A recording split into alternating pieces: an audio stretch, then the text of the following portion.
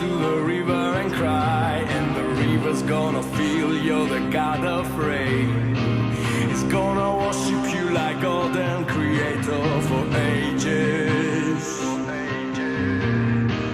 And all the fairies of the forest will come. They wanna show you to the dance of night. This is the age of Aquarius.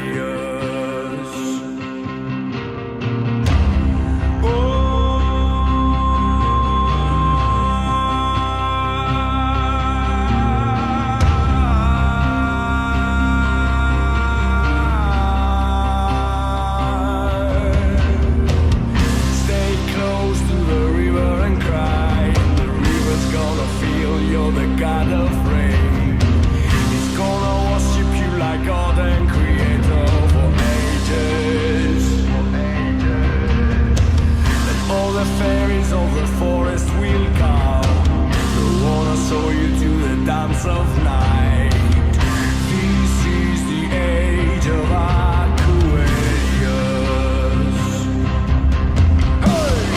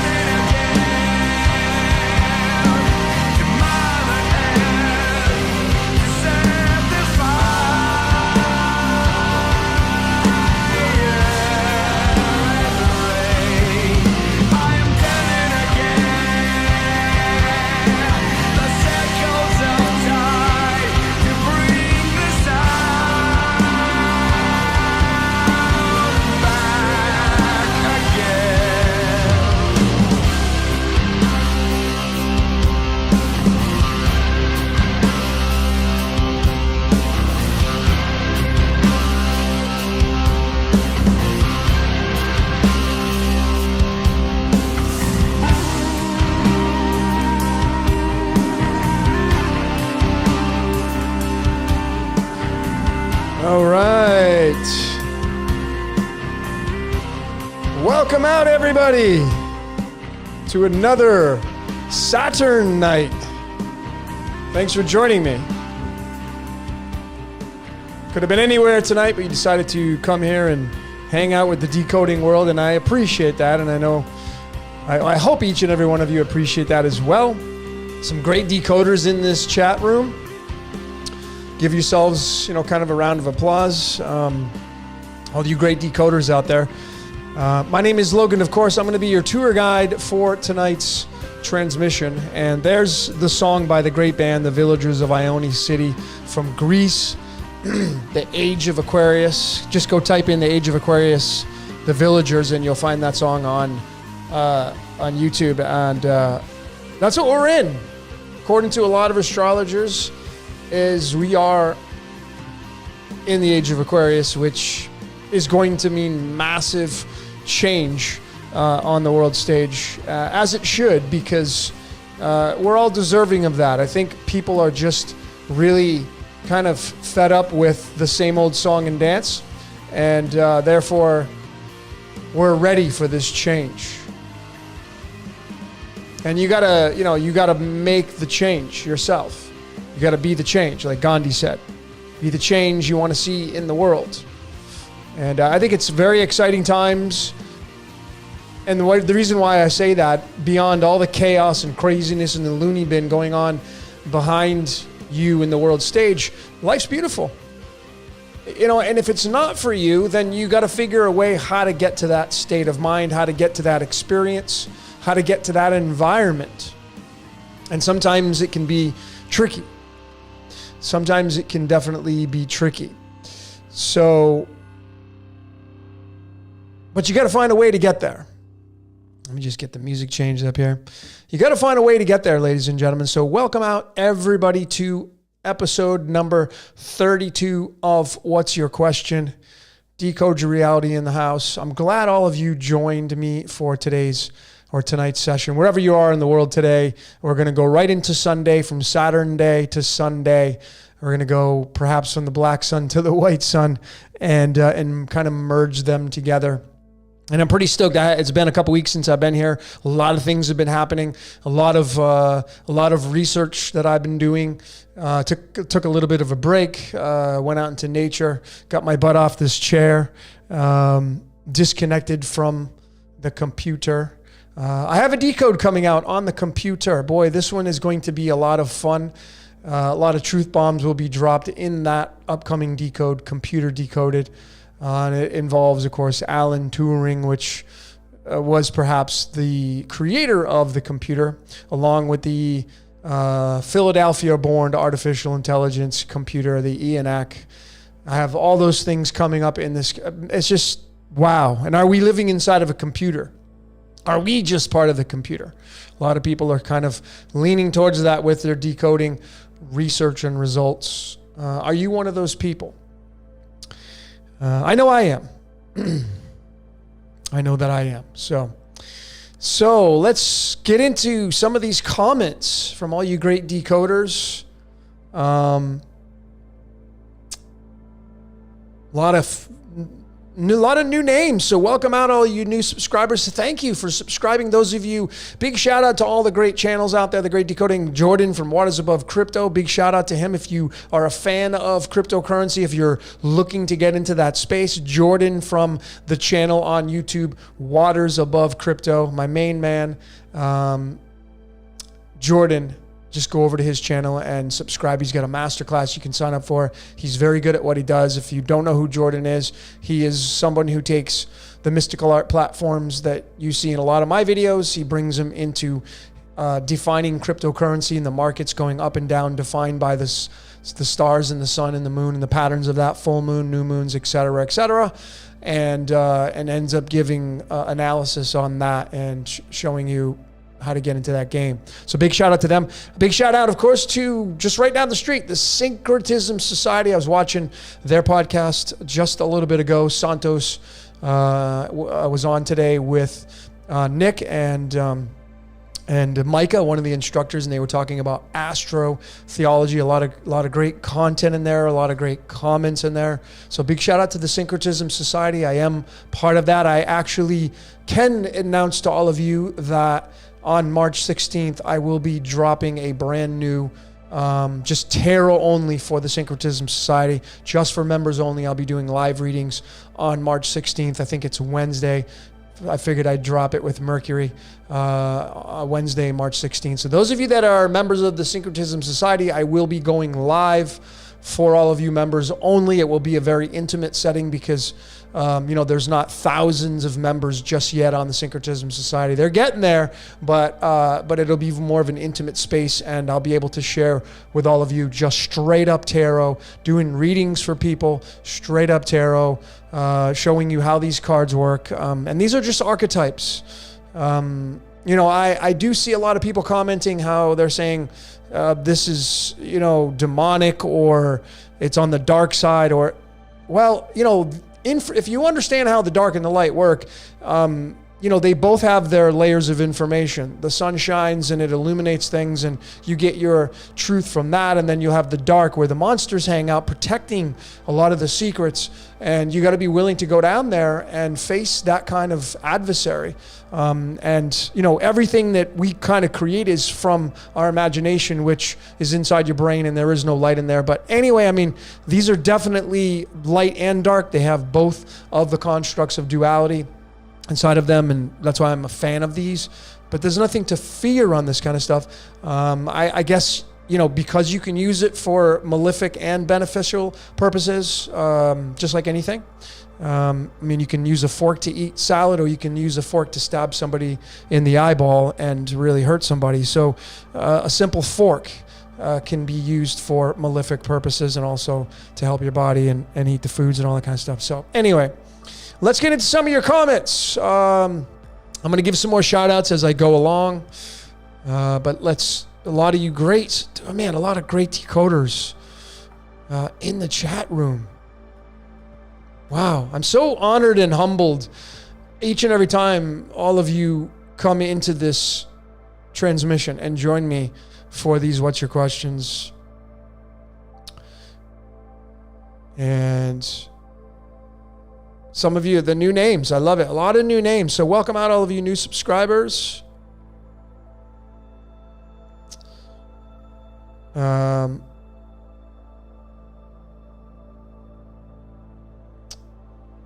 I'm trying to mix up the intros, trying to get a little bit more. I'm a huge fan of memes.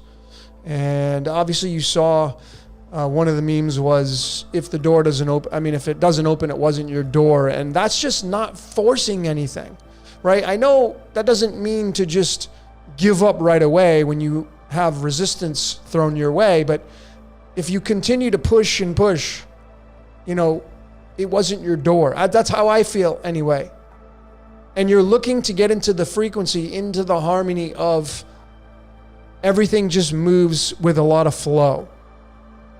It doesn't mean you're not going to have resistance, but when you get in tune with your frequency, because everyone here watching this transmission has a very case-specific frequency. We're made up of water and elements, and yes, but you're going to have your own melting pot of frequency, and therefore, when you dial that radio dial, remember the old analog radio dials? You're trying to get to your channel. Even if you do the digital one now and you press the buttons, it's still going to until you get into your perfect harmony with the radio station that you're choosing to listen to. Even if you still, radio's still alive. It's amazing how it still is lasted up to this day with the way the music industry and how music works. But you're looking to get into your frequency, your truth, which is why I say make the truth your own.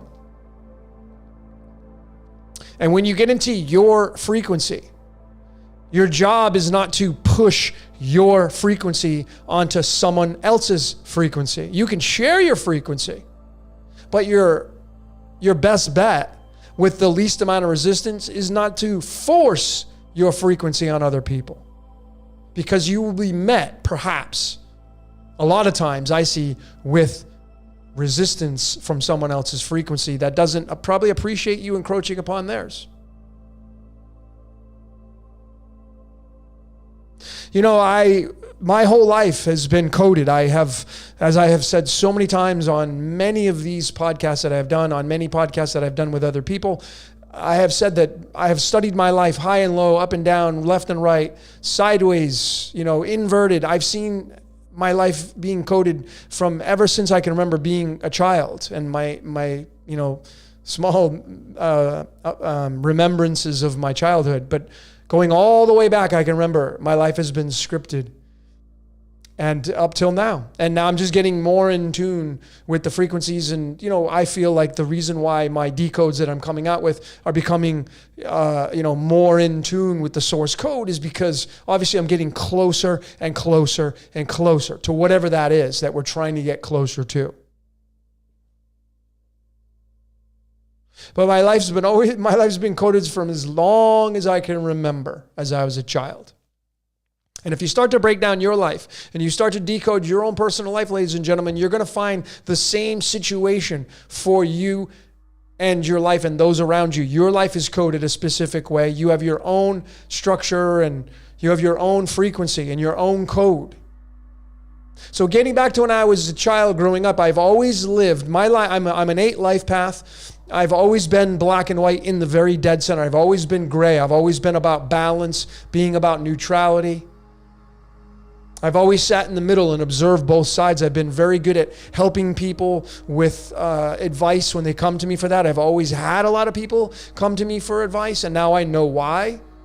Because I use just logic and discernment, and I leave my emotions away from the decision that I'm going to make based upon the people that approach me to ask me, hey, what do you think of this? What do you think I should do here? And it's just really been around my life being scripted. So I was born and raised in a small town in Connecticut, just on the line of Massachusetts. I literally was always on the verge of being over on another state. It's just always been like that for me in so many different ways. And there was a huge lake just up the road from where I lived. It was called, for short, it was an Indian lake, a Nipmuc Indian lake, and it was called Webster Lake in Massachusetts. And I have mentioned this before, but the very aspect of this lake, the meaning of this lake was, of course, it's linked to the Nipmuc Indians, and it said that the lake meant you fish on your side, I fish on my side, no one fishes in the middle. And the deeper meaning, of course, is don't come fish on my side. Just fish, just do you and let me do me. And then in the middle is where there's no chaos and no resistance. And I think the choice is the trap. The choice of the left and right side, the good and bad, is the trap. I personally think so. And if you just study nature and you study the body, your blood is your oil. And your blood is very case specific. The pH of the blood, the potential hydrogen of your blood, is around 7.3 to 7.4. Of course, the 73 and 74. If it goes any higher or lower than that, you'll die. You will not be here. So if you study the pH scale, 7 is neutral or base. So the blood being 7.3 or 7.4, it's slightly alkaline. Slightly. And I kind of put into the perspective of you want to be slightly loved, because alkalinity, of course, is the opposite of acidic.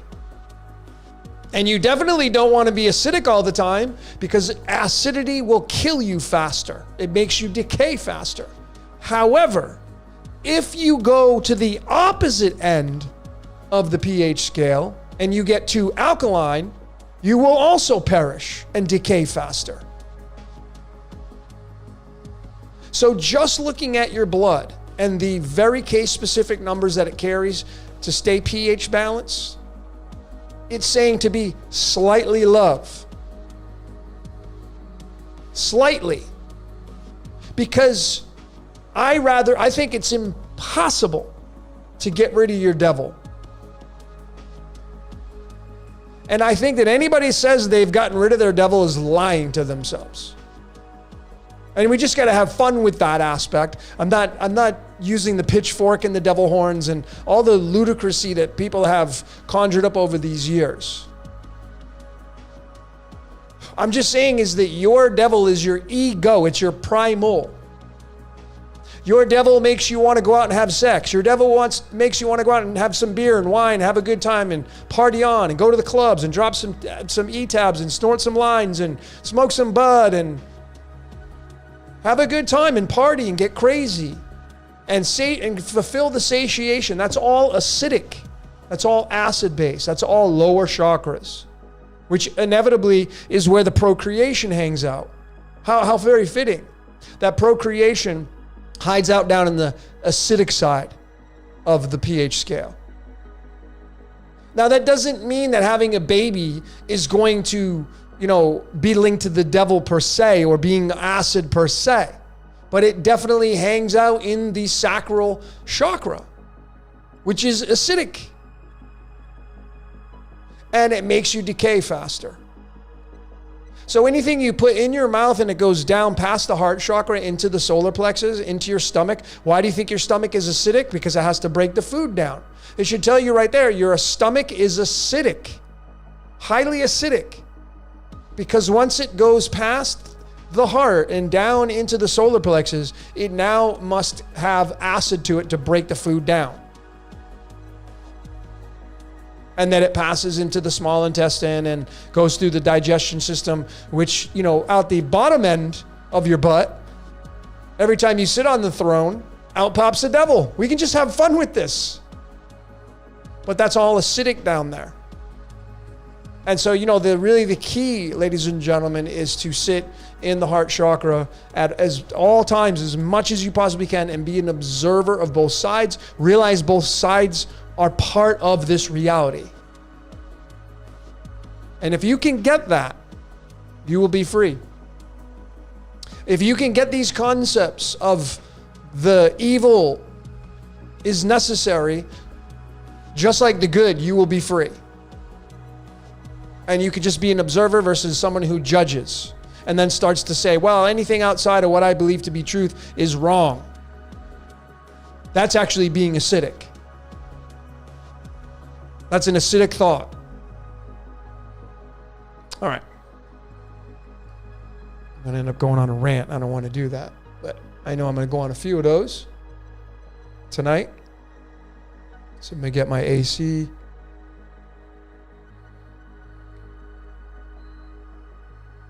Okay. All right.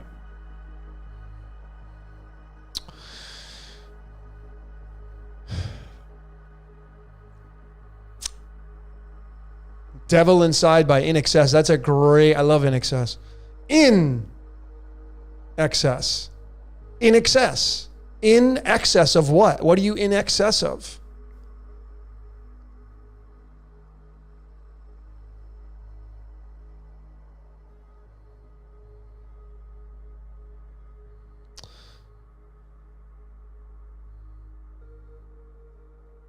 If you look at the chakras, like how the septenary is laid out, it is 141. Yeah, the sun's pattern is 171. It's just a higher fractal.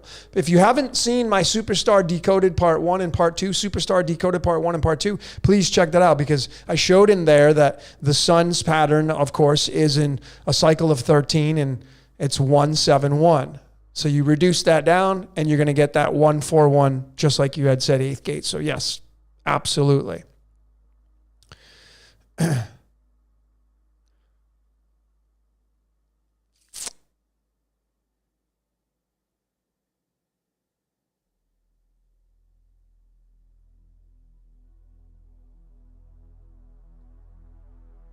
I guess it's about finding the most healthiest ways to be bad. That's funny. So let me just quickly show you guys. I mean, you can't really see it because I'm sitting down, but there's a reason why I have this right here, this t-shirt, this is a pentagram. And, the untrained person that sees this kind of emblem, a lot of people that are untrained, maybe not you, but some people that are untrained will be programmed, indoctrinated to think that this symbol right here is evil. Some people think this is evil. And of course, if you invert it, then many people think that is harmful. What does it mean to have an inverted one or a right side up one? If you invert this pentagram, typically people are going to say it's the devil head. It's the church of Satan. What is the church of Satan? It's service to self. Think about what I'm telling you. The church of Satan is service to self. That's why the pentagram is flipped upside down. The point is going down towards this place. When you wear this symbol right here, when you make it over your computer, when you have this symbol on, it's a symbol of protection. From everything I have researched, from magic to people that I know that have been heavily involved with the mystical art platforms, from healers that really, to me, that know what they're saying, know what they're doing. This symbol right here is a symbol of protection. It is man. It's the number 5. That's why you have 5 fingers on one side, 5 fingers on the other. As I had shown in my decode of the 2 thieves. 5 here, 5 there. And that's why you're the devil. Say 10, you have the 10. But the 5 is the pentagram. And I'm going to be coming out with a decode on the pentagram itself. And I'm going to show all of you, as I had done in my previous 2 decodes with the 2 thieves and the pineal gland decoded, how nature has its say in this code, this source code, this organic code. So if you're wondering why I'm wearing this shirt, protection. I'm going to be very honest and authentic with all of you right now. And of course, maybe a little vulnerable, just to share a story with all of you. And then I'm going to get to some of your questions. Why I'm going to share this story with you is for your benefit. And I'm going to share something with you that happened to me personally that you don't want to have happen to you. Based upon this great technology that we all use. Based upon Magic 101. And this is not the first time this has happened to me, but this last time that happened to me, I will not let it happen ever again. That's my goal anyway. So many of you that are here know that just a few weeks ago, I did a podcast with Zach Hubbard on the 20th of February. During that transmission, I was not looking at any of the comments. I was just looking at the camera, talking away, listening to him when he was speaking and, doing that kind of going back and forth. After reviewing the analytics of that podcast, I had noticed that at one point, there was over 1,400 people online watching that broadcast at one time. I was kind of like wowed by that. There was a consistent 1,000+ people throughout the entire transmission. And now there's closing in on 13,000 people that have watched that after the fact. And then he's got it on his channel, and he's got thousands of people that have watched it on his channel. But the point is, folks, you see that all the energy that was coming at him and I from all around the world, from all the people tuning into that podcast, that energy from those people's eyes were connected to their minds and the thoughts that they were having. And the energy from the mind was going through the eyes into the camera, into the computer screen as we were broadcasting our podcast. So the energy from Magic 101, the energy from everybody watching and tuning into that podcast ended up being on Zach and I. So just 2 days later, on Tuesday, I woke up and I did not feel good. You could say I felt like I had the ick. I felt cold. I felt like I was coming down with something. And I take a lot of supplements. I have my go-tos, my greens. I eat a lot of vegetables. I stay very balanced. I eat, more alkaline than I do acid, but I take care of myself. And I don't really get sick anymore, folks, based upon the protocols that I do on a daily. But this is not the first time, and I know what was the reason why, and this is the reason why I'm showing you this. I mean, I don't have to wear this shirt all the time. I can just make the pentagram before I come online to protect myself. But I feel, because I was reading the comments of the podcast that we had done together, and there was a lot of evil, negative, garbage, shit energy that came at him and I. And then even the people that were not commenting, I know there was some heavy energy coming at the screen. And guess what it's getting directed at? Him and I. So you're taking these negative missiles that are getting fired at you while you're the center of attention. And the result was I got hit with something. Now again, this is not the first time. So I'm not saying this is the first time and I'm guessing. See, I know how magic works. I personally think I know how magic works. I put 2 and 2 together, followed a pattern, and I saw it. So I'm telling all of you that for your gain and your benefit. If you ever are going to be in front of a large group of people and you're the center of attention, got to protect yourself. You don't have to. You'd be smart to do that. I mean, if you watch the movie Doctor Strange, one of my favorite Marvel movies, when he makes his magic, you can see the pentagram there. And he's got the shield in front of him. This symbol right here protects you. It adds a layer of protection. It has nothing evil, has no devilish tendencies. It's not demonic in the sense of what people think demonic is. Straight up, this is the protection of man, which is why in Washington, D.C., the largest building of its kind is the Pentagon, in the shape of a pentagram. In the middle of an apple, when you cut it open, there's the pentagram. So I just wanted to share that story, be very vulnerable and authentic, and again, I'm not blaming any one person. This is not to smear anybody nope. Just want to tell you what happened in my experience. So you can use it for your own personal benefit if you so choose to use that, if it is something you're going to encounter. But there was a lot of toxicity in that chat room, and there's been a lot of toxic comments.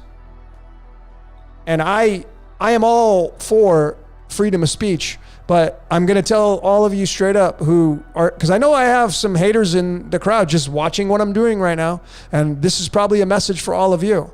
I'm not going to tolerate toxic comments. I'll delete them. It's not to try to keep a 5-star rating. There's no such thing. But your toxic comments is like me having, like bacteria or like a cancer in my body. It ain't going to stay. It's got to go bye-bye. When you're sick, what do? You drink the teas, you fast, do whatever it takes to get the whatever's causing that toxicity in your body to get it the hell out of there. I will not tolerate toxic comments. It's just not people that I would hang out with. So I respect people's comments and freedom of speech, but I definitely am not somebody who will tolerate toxicity. It's just not my game. You can get your point across without being toxic. So I just delete it and I'll block people. I have no problem. So I'm trying to create my own tribe. I mean, I wouldn't go hang out with these people. So why would I let their comments sit around and just toxify the entire thing? Like one apple ruins them all, one bad apple. So just want to let all of you know that's how I roll with everything now. It's like I have no problem blocking people and no problem. Because I'm not going to build a foundation that has shoddy fibers. I'm not going to build a foundation that is built with toxicity. And I feel like neither any one of you should do that with your life. You're the average of the 5 people you spend the most time with. Who are those 5 people? Are they going where you're going? Do they do the same things that you do? Are they toxic or do they add to your life? Do they enhance your life? And then you got to be really authentic with yourself. And it's like, okay, are you slightly love? Are you slightly giving? And are the people you're hanging around with slightly love or slightly giving? I see the people in the decoding community is beautiful as all of you, many of you are in here. Not everybody, but many of you here are. There's a lot of toxicity in the decoding world. And I find that it's because people are trying to force their views onto you. And if it's not in line with their views, they're going to get really toxic towards you. I don't roll like that. I used to, but I'm striving every day to become more in tune with my true source code frequency. And that true source code frequency is not about pushing my views and opinions upon other people. Yes, I will definitely stand in my truths. And it's not a cop-out to say, hey, your truth's the only thing that matters, because many of you have seen that in the comment sections of my videos when people say, I don't know, you're an idiot or you don't know what you're talking about. Hey, man, that's what you want to believe. Cool. It's not a cop-out to say that. That's being slightly alkaline or slightly love to a rather toxic situation. And if you can wrap your mind around that, you will get more in tune with your source code.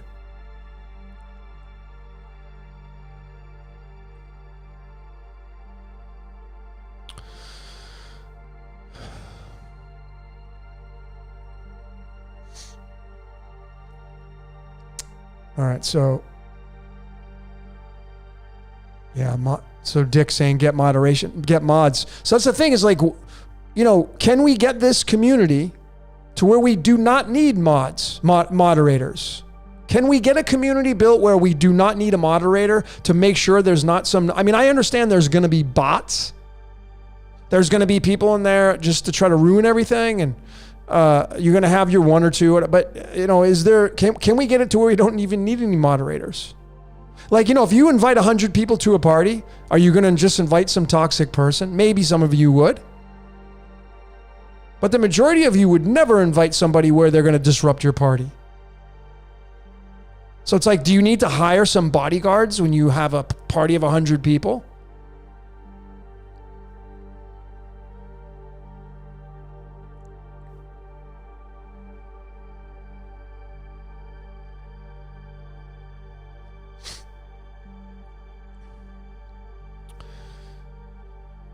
So let's go to some of your comments. I don't know why people feel like they have to pick a side, because they're in the habit of doing it. People pick a side because they're in the habit of picking a side. They're programmed with that. And I will just reiterate to all of you, calling people sheeples and, remember, you were once that person as well too. So, I drop my Two Thieves decoder, and, I get these comments from people. Like, I had gotten a comment about bashing Christianity, and it's like, from my own observation, ladies and gentlemen, people that follow the Bible are the worst judges in the world. They judge more than any other group. But I'm not going to sit there and bash them. I just make my observations and I say, hey man, have you ever read the Upanishads? You ever read the Tibetan Book of the Dead? You ever read the ancient texts of Shinto? You ever read all these other great texts? Have you ever read any of that kind of stuff? And the majority of them will say, nope, I don't need to. Listen to what you're saying.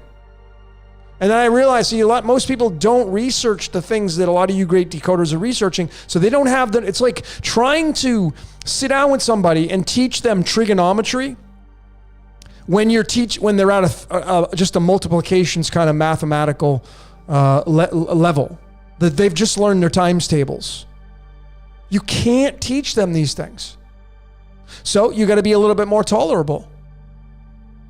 Not tolerable with toxicity, but tolerable with if someone comes on my channel, or some of you great decoders, some of you that have really good advanced decoding, if you will, and they come on your channel and they watch a video for the first time, they may not get it right away. So a lot of people dismiss things when they don't get things. But again, it's really challenging to go at the depths of the research that a lot of you great decoders are doing and then expect the people that are just on the surface that don't want to swallow the pill and go down. They do not want to go down in the darkness where all the monsters hang out. They don't want to go there. So they'll stay on the surface where it's easy. And I feel indoctrination, in the truest sense of indoctrination, hangs out in the surface where it's easily accessible. Mostly everybody has been subjected to it. And I feel like that's the trap. But you got to go both ways. You got to be willing to study and go into really great depths of research to figure out how this reality works, and then just not try to push it on people. And if you see people trying to push their agenda on you, and that's not your crowd.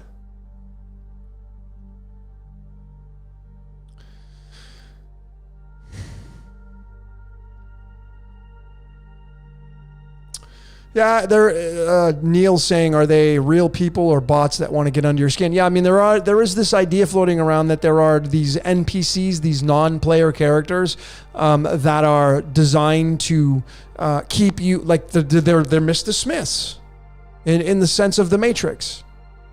Designed to keep you engaged with Maya, which is the illusion of the world, which is just life. And when they get you moved into that realm of experiences, you'll be easily persuaded on things.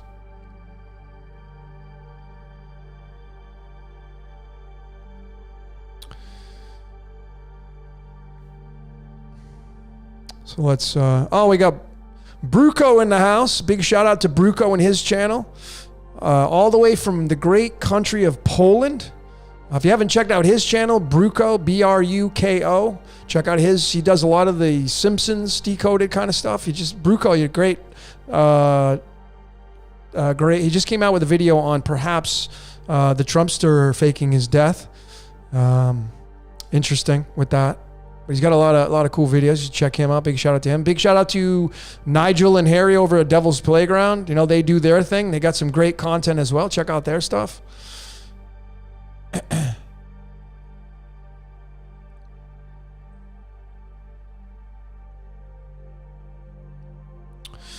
I will tell you all. I'll tell all of you this right now. I'm in the middle of it. I'm about 50 minutes in. I haven't watched it yet, but I'm watching the movie Ex Machina. Any of you have seen that? I will probably be decoding some of that stuff, but very interesting.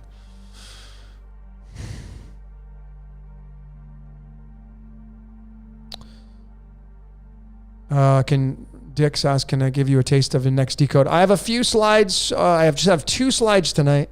I don't know if I'm going to make this into a decode, but I will show once. Yeah, actually, it's going to be in television. I have a decode coming out called Television Decoded. This will show once again the source code, I feel, staring us in the face, telling us that we live inside of a movie. And it's a video. And video, I know typically it's spelled V-I-D-E-O, but it can also phonetically be spelled V-I-D-I-O, and D-O means God. And then you have before the D-O, you have the V, the video, vid-D-O. It's the V-I, and V-I the Roman numerals is the number 6, which is the pineal gland. So I feel like playing a video game is... we're inside the mind of the cosmos. That's why you hear a lot of people say, well, and I mean, I've said this too, this is an illusion. It's a simulation. But it sure as hell is real. Because when I hit myself, I can feel that. See, there's things that we will never figure out, ladies and gentlemen. We're just not going to figure out the machinations of this reality in all its totality. We're just not going to. It's just too complex.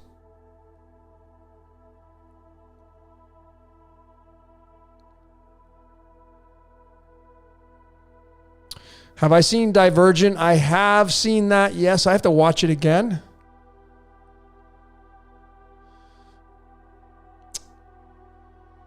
So Merc just saw Free Guy. Yeah, I mean, Free Guy was again showing the sunglasses. If you start to look at these movies, you're going to start to see a hell of a lot of the characters wear sunglasses. A movie that just came in my mind, The Book of Eli. Denzel Washington is wearing sunglasses. I know sometimes it's sunny out there wearing sunglasses, but a lot of times it's not and they're wearing sunglasses. Sunglasses to me means simulation. And the thing is that most people on the world stage today, they use these for their reality. They use their devils, the eyes, the two thieves. They use these, they rely on these for everything. And if they don't use the sense of sight, they're going to use the sense of sound.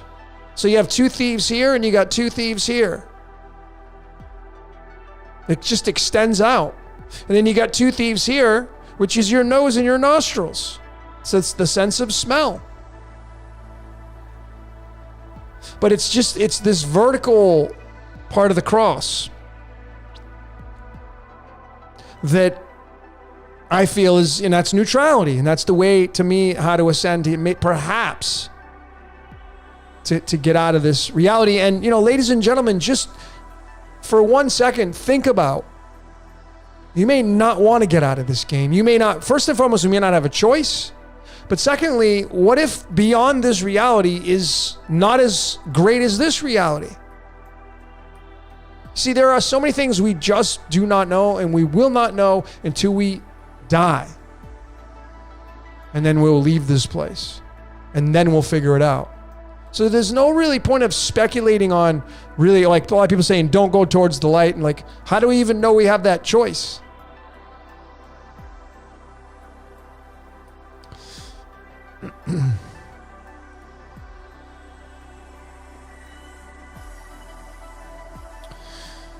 Batman Forever, yeah. I mean, this right here, your third eye, your single eye is your gateway to imagination. I've studied a decade, maybe longer, of personal development for me. I've been to Bob Proctor's seminars. I've been to Landmark. I've been to many other great seminars, and I've listened to so many of them, The Secret and Neville Goddard, and they're all going to tell you that it's this. That's your gateway to having the best experience. And this is going to program you like these program you. But these right here can deceive you. You're devils. They can deceive you. I'm not saying they always do, but they can. So there's a reason why there's a pine cone in St. Peter's Square in the Vatican. There's a reason why it's in the all-seeing eye of the Egyptian, the Ra situation. And there's a reason why I came out with the pineal gland decoded. But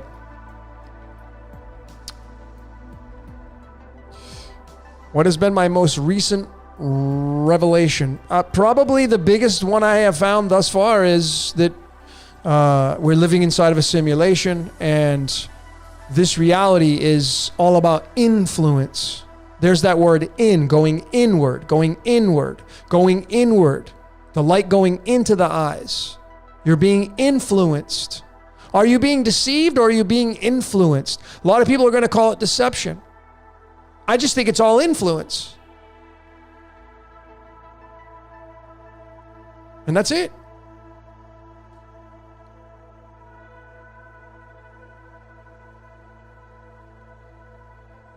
But that's some of the most recent is that we're living in some kind of simulation. Even, with Free Guy, he puts the sunglasses on and he realizes like, oh, wow, I'm not stuck anymore. They live, put the glasses on. You're not stuck anymore. You can see, obey, consume. But the thing is that how do you get out of that obey, consume kind of situation? When the constructs of this reality are all about consumption and feeding this thing is all it's all primal, this body. Primal in the sense of where it wants things. The next time you get hungry, are you consciously aware of that? Or are you just like, oh, you're just going to get up and go eat something? Or are you just sitting there like, wow, my stomach it's alive right now and it's knocking on my door. And it's saying, feed me. Are you consciously aware of that? That's your primal. And it wants to get fed. And it will do. And if you're in the habit of doing these things, you do whatever it takes to feed that thing. You'll go out to eat, or you go to the store, you cook something on the food. But like, how do you beat the primal? How do you keep it down? How do you suppress it? Consciously being aware that you have one. You have that duality always toggling back and forth, just like the pineal gland. Shiva and Shakti. The masculine and feminine. The tennis court. Going back and forth, back and forth, back and forth. When you can sit in the middle, just observe, like, okay, I'm hungry. What am I going to do about it? And realize, like, folks, ladies, I don't know if you know, like, nutrition-wise, every time you eat something, it takes life from you. I mean, if you eat a vegetable, it will give you life, yes, in comparison to eating, like, a piece of a donut. If you eat donuts, that straight up is not giving you any life at all. If you eat cookies, that is not giving you any life at all. That is actually taking life from you. That's a dead food, as I call it. If you have a pepper or a head of lettuce, that's an alive food. So essentially, it does give you life because it keeps you slightly alkaline, but there is the catch-22 of when you put something in your mouth, all the digestion has to move.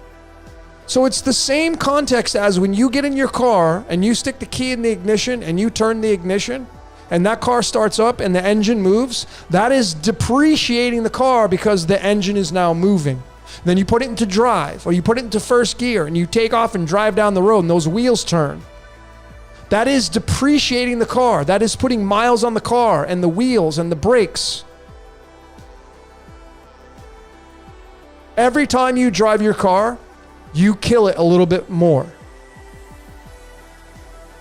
Every time you eat something, you make it decay a little bit more because you put miles on this body. So that's why there are so many people that know nutrition that know when you fast, it is one of the healthiest things you can do because you're stopping the digestion from moving. All the things that have to, the insulin's got to kick in, the gallbladder's got to do this, your stomach's got to do this. Everything has to move. And that's going to take life from you. That's just how this works, this reality. Black Sabbath had a great song off their album, Sabbath Bloody Sabbath. It was called Killing Yourself to Live. It's all we do to appease the primal. Like the spirit inside of you, it doesn't need a damn thing. It doesn't need anything. But when it enters into this and incarnates into the avatar, it has to play the back and forth game. Because the spirit needs the avatar in order for you to be your identity. It's impossible without it.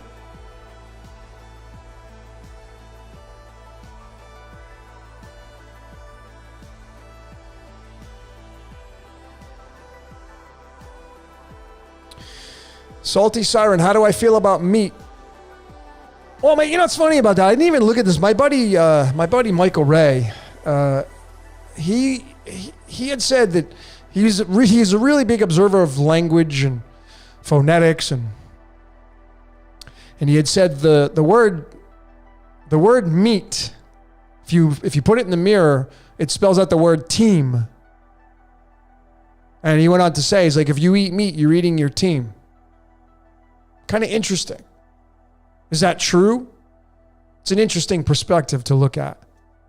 So for me, no, I stopped eating meat, and I didn't do it because of health reasons. I stopped eating animals and meat because of ethics. That's why I did it. And, I've paid the price. I've suffered. A few times I've gotten anemia over the past 6 years. not taking a B12 supplementation. And, so I paid the price a lot of times. I suffered just for the ethical aspects of all life is something that is to be revered in my world. I don't judge people that do.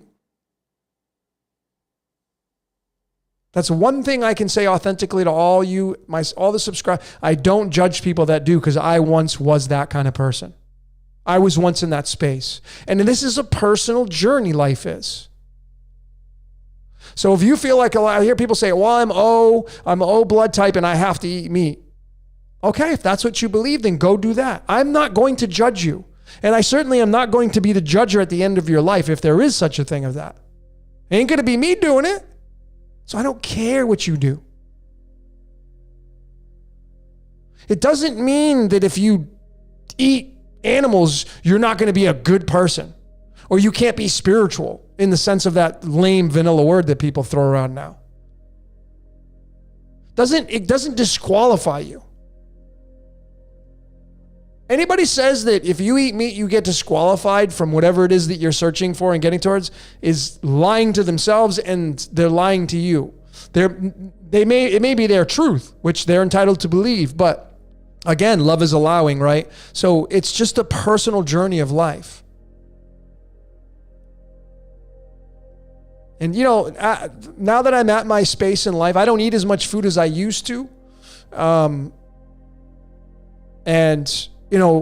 The downside, I guess if you want to call it that, is my ego's not very happy with me, because, when I do go out to eat, I don't enjoy food like I used to.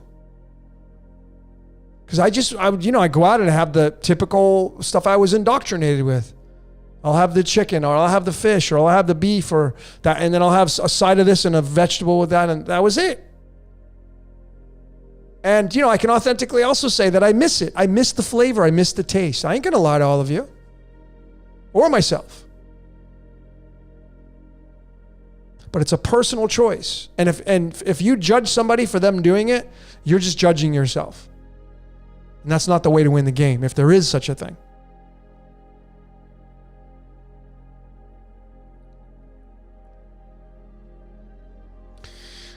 But so Geno X, meat and fat are satiated for the body. We live in a realm that life feeds on life. And that's totally true. I guess a big awakening, someone had asked me, like, what was a big revelation? Many years ago, I was watching a lot of like Animal Planet and the documentaries from the BBC. And I realized I watched this one on the Arctic, and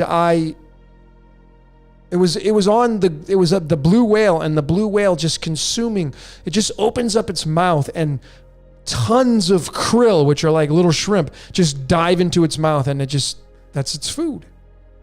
And they showed the krill, and the krill have fear inside of them as well, and they show it with their instincts because they're going to run from being eaten. So it's embedded into their nature to escape being eaten. But yet, if you study nature in all its totality, we live in a dog-eat-dog world, and it is 1,000% in my world survival of the fittest. It is all predator-prey, and it survives. I mean, you go and study the microcosm and stuff like. Go check out Journey to the Microcosm, great YouTube channel. Start studying the single-cell organisms that live in water in the body, and you'll see that there's predator and prey down in that world. It's just a fractal down. And those same things, apex predators, they exist in that world as they do in ours. It's just this is a little bit more dynamic.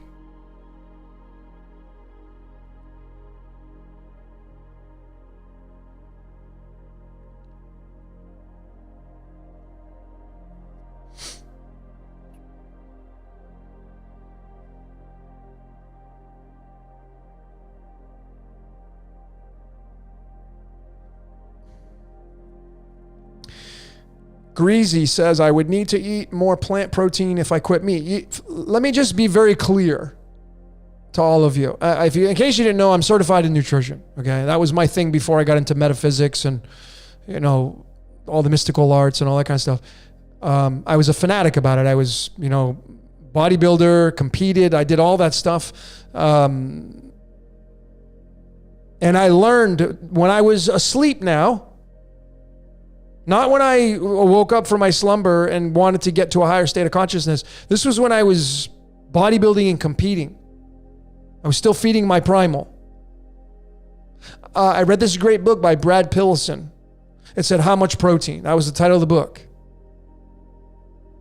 And I learned in that book, and then I went and I tested it myself, that we have been indoctrinated by, you got to have your protein. What about your protein? You got to have your protein. What about, hey, did you get your protein in? And it's extra protein here. Oh, can I have extra protein on my meal? And this is all indoctrinated. This is all for you to eat, because protein is the most expensive thing.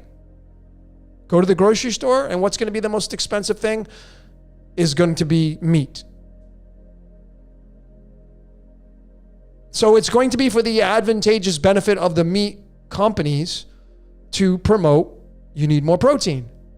But from a bodybuilder standpoint, what puts weight on, what puts muscle on is not protein per se. Protein really is, you need the amino acids to build the muscle tissue that you break down. That's really keeping it simple.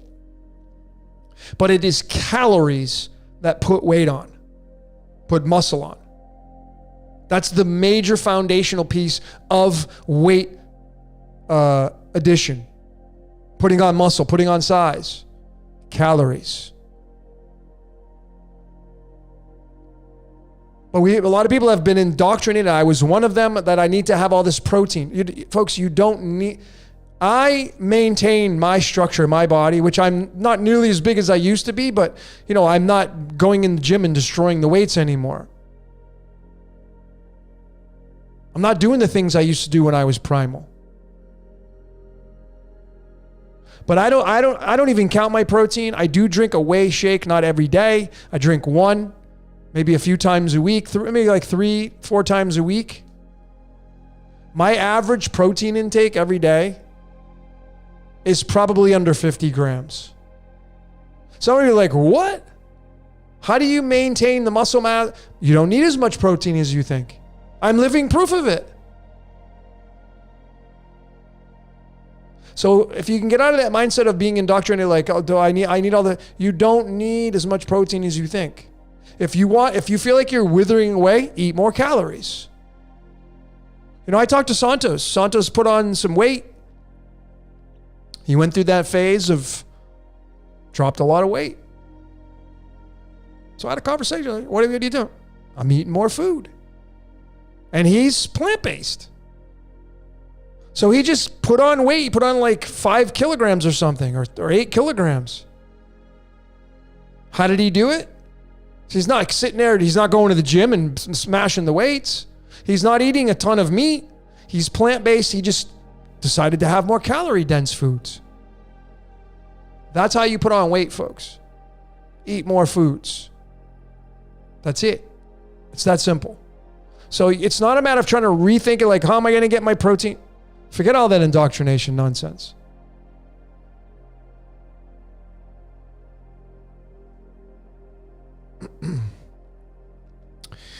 How can you be neutral and achieve a higher level of consciousness? Surely you must choose the divine light. Vishal Verma. As I said earlier, you need to be just like your blood. Slightly of the light. Slightly love. Slightly. The blood is 7.3, 7.4. pH balance is 7. Slightly to the right or to the left, whichever way you want to observe it. And you must remember that there's the divine light and then there's the divine darkness. And if you can wrap your mind around that, I know, because a lot of people are like, oh no, the darkness is the devil. Folks, the darkness is feminine. The light is masculine. The darkness is yin, the light is yang. It's that simple. So if you're all into like, oh, I work for the light. No, you work in the light. You work for both sides because you have the primal, the ego, and you have the spirit. You want to be slightly to the light. Slightly. Or so I shouldn't even say light, slightly love. Forget about the light and dark garbage. Slightly love. Love and fear are the two emotions that make up you and your reality. Everything's all subordinate under that. All the emotions that we have are love and fear. Everything's going to be subordinate under these two emotions. You want to be slightly love, slightly service to others. But yet we see on the world stage today, we have, it's not slightly, there is a huge push towards massive fear. Not slightly, a lot. One of the best things you can do is turn off your news. That's all acid-based. Now, the contradiction is, of course, is that there are events that happen in this world that are sad. There are events in this world where people die. There are events in this world where people get murdered, taken out because of wars and because of this and because of bombings and whatever else goes on in the world. So then you're going to have relief programs and relief funds and donate this. And, I'm not saying stop to go do that. But just remember how magic works. When you pick up your phone, most of you have one of these. When you pick this thing up and you start reading the tabloids, and a lot of you, I know a lot of you do, because some people say, I don't own a TV. Yeah, but you have one of these. It's the same thing. When you're reading about what's going on over in the eastern side of the world, those areas, when you go read about that stuff, you're giving it energy. You can't help it because anything you focus on, you're giving it your energy. There's no way around that, by the way. So to me, in my world, I stay away from it as much as I can. I don't want to feed it. I feel like I'm doing a disservice to the world if I start to, go in there and start to pour my emotions into it. Because it's easy to do. When you see innocent people and people dying and all the things that are going on, even if the things are not real, some people, I just don't know how people are so thinking that that whole thing that's going on over there is completely fabricated, but whatever. Even a fabrication, which is called the self-fulfilling prophecy, can come true. And then that energy can be directed. When I had done my podcast with Zach just a few weeks ago, I mentioned I felt that the Super Bowl that just passed on the 13th of February and the Rams won, Rams is an anagram for Mars. I felt that the energy of the Super Bowl was a precursor. It was a magical expression to go towards war. And I don't know if we're going to go beyond what's going on right now. If it's going to get worse, if we're going to move into WW3. But if that's what's going to happen on the world stage, that's what's going to happen. And then are you going to contribute to it by talking about it? Well, you can't help it. Here we are talking about it right now. So that's why I'm saying life's a contradiction. Because you know how magic works. You feed the wolf, you feed something, but yet you don't want to do that. But inevitably, if you talk about it, these constructs, you end up feeding it. It's just how much energy do you give it?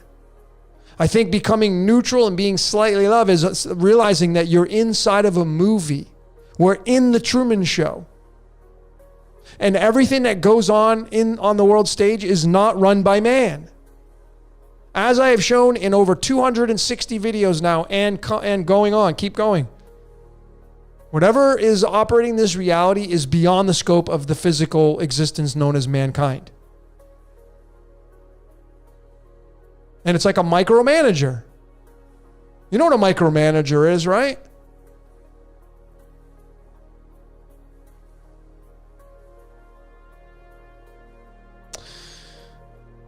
Lord's Lotus, what carbs do you recommend? Well, you got to take into consideration your body. And you got to take into consideration your digestion. What can your digestion handle? You know, those of you that are into keeping your temple as clean as you can, when you consume a food, you should be keeping track of what does that food do to you. Many of you have a condition called candida, which is a yeast overgrowth. Many of you have that right now. Some of the signs are like if you eat carbohydrates and you get any kind of protrusion from your stomach, if you get anything pushed out, if you feel bloated, and that perhaps is a good indicator that you have a yeast overgrowth. It's a very common thing to get. You should be taking a probiotic, making sure your gut flora is in check. But that's the step number one, is to make sure that you're keeping track of what foods bloat you, what foods don't bloat you. If you're going to have a carbohydrate, you want to try to eat clean carbs. It's very challenging these days because so much garbage in the food industry. Like rice. A lot of the rice is like plastic rice. So you want to try to get wild rice. Try to eat, like I just bought some yams. I'm going to put them in my pressure cooker, and I'm just going to put some coconut oil on there with some seasoning, and I'm going to have that with some green peas. That's my meal. Simple stuff for me, but that's me. I eat to live. That's how I roll. It's a great book by Joel Fuhrman, Dr. Joel Fuhrman. Great book. It's called Eat to Live. If you want to really read a really good book on nutrition and extending your life expectancy based upon what you do as far as food consumption, Eat to Live by Joel Fuhrman. Amazing book. One of my top books for nutrition.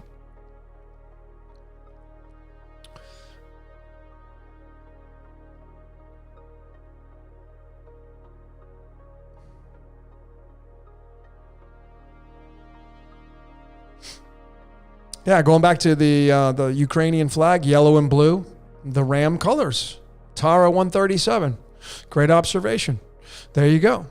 I think it was just a precursor, and that energy from that event on February 13th it's going to be going somewhere. They're going to direct it somewhere. The amount of people that tuned into that game, I mean, countless people. Where does that energy go? Something's getting that energy.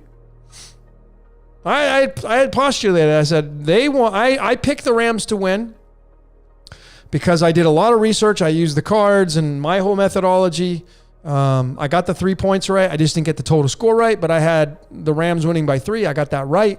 But the reason why I chose the Rams is because I predicted, I knew the world war. I'm thinking that we're going to have a war, and and I didn't know how it was going to play out, and bam, there it is, So, and I'm not saying that because I need more followers. I'm not trying to be like a Nostradamus kind of guy or anything, but I'm just saying it's like when you start to get in tune with the frequency of the world, you can just be an observer of it and realize how the whole machinations work, how magic is being moved and shifted and moved around and distributed and all that kind of stuff. And sports, the word sports equals 27 in numerology, just like the word currency. Currency equals 27. So if you really start to pay attention, you can start to see how this magic is always operating. And we're all magicians. Every single one of you watching this, you are a magician. So start being consciously aware of that. And, those of you that say, well, what difference does it make if I'm being used? Well, maybe perhaps when you finally wake up from your slumber, whatever layer that looks like, and you start to become consciously aware of the code starts to engross you more and more. You become more in tune with the code, but that's just part of your evolution. Because I have measured so many things with the organic code, from the simplest little things to the most major things that a lot of you have seen on my Decode Your Reality channel. And I can take the simplest little things and I can see the organic code always playing out. How do you explain that? I mean, do we ever get out underneath the thumb of the organic code?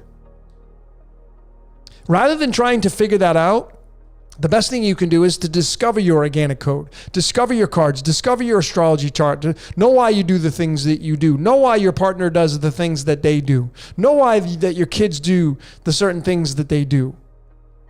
It's going to give you a better opportunity to discipline your child or children if you know what their code is. It's like a cheat sheet. And then when you start to see them show up a certain way, it's easier to not get as mad. It's like, oh, it's just Harry being Harry. I'm not saying that that's right for what they do, but you see, when you take your code, when you take your individual code and you push it onto your children that are not your code, you're forcing your code on them. It's a very slippery slope. Now that we're becoming aware of the code, the source code, the organic code, whatever you want to call it, now that we're becoming aware of it, it's time to step into that and kind of surrender to that. Like, okay, the code's working, great. I'm always talking to myself. I'm always like, what's my next move? What do you want me to do? And I'm looking for, thanks for showing me the signs. I live in a state of gratitude, always saying thank you versus can I have? Not asking, I'm giving thanks.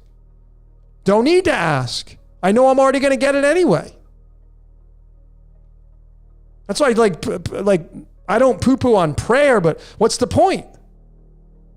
If you're going to pray giving thanks and gratitude, not, hey, can you do this for me? Or can you take away my this and that? And thank you for doing it. If it was meant to be, thank you for doing it. And if it was meant to be that it wasn't supposed to happen this way, then thank you for doing that. You see, we get attached to these ideas, and then what happens if it doesn't come out the way we want it to? We get disappointed. And that's where you get into fear and sadness and depression.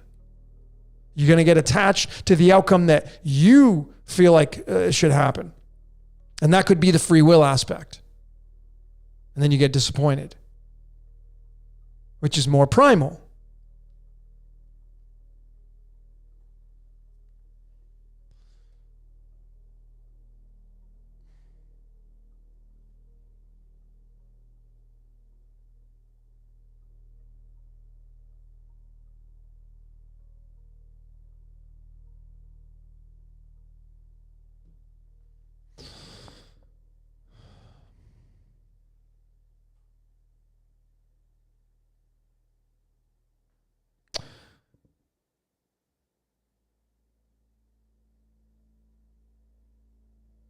You know, and again, I mean, I saw somebody post something, memes asking about the, you know what? I mean, who cares? Who's gotten it? Who hasn't? If somebody goes out and decides to do that, they don't wake up in your bed. If you pay less and less attention to that on the world stage, you're going to take the energy. Remember, the attention is going to go where your energy is going to go.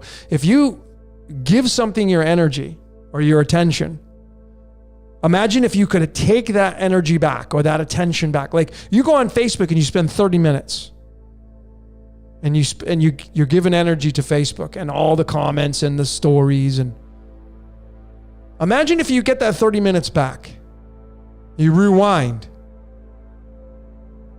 What would you do with that 30 minutes that you spent on social media? What would you do with it? See, if we're conscious of this, what would you do with the 30 minutes that you were to get back if you were to rewind from today? Like some of you went on Facebook today and you spent 30 minutes. Some of you spent hours on there. What if you got that time back? What would you do with it? If you're consciously aware of that, then what could you do to make your life better if you got that time back? The conversation that you had with your neighbor last week talking about this, the you know what that people are getting. What if you could get that time back? What would you go do with it? You see, if you're giving your energy to anything in the matrix, you're keeping it alive. And we all do it. It's kind of impossible not to.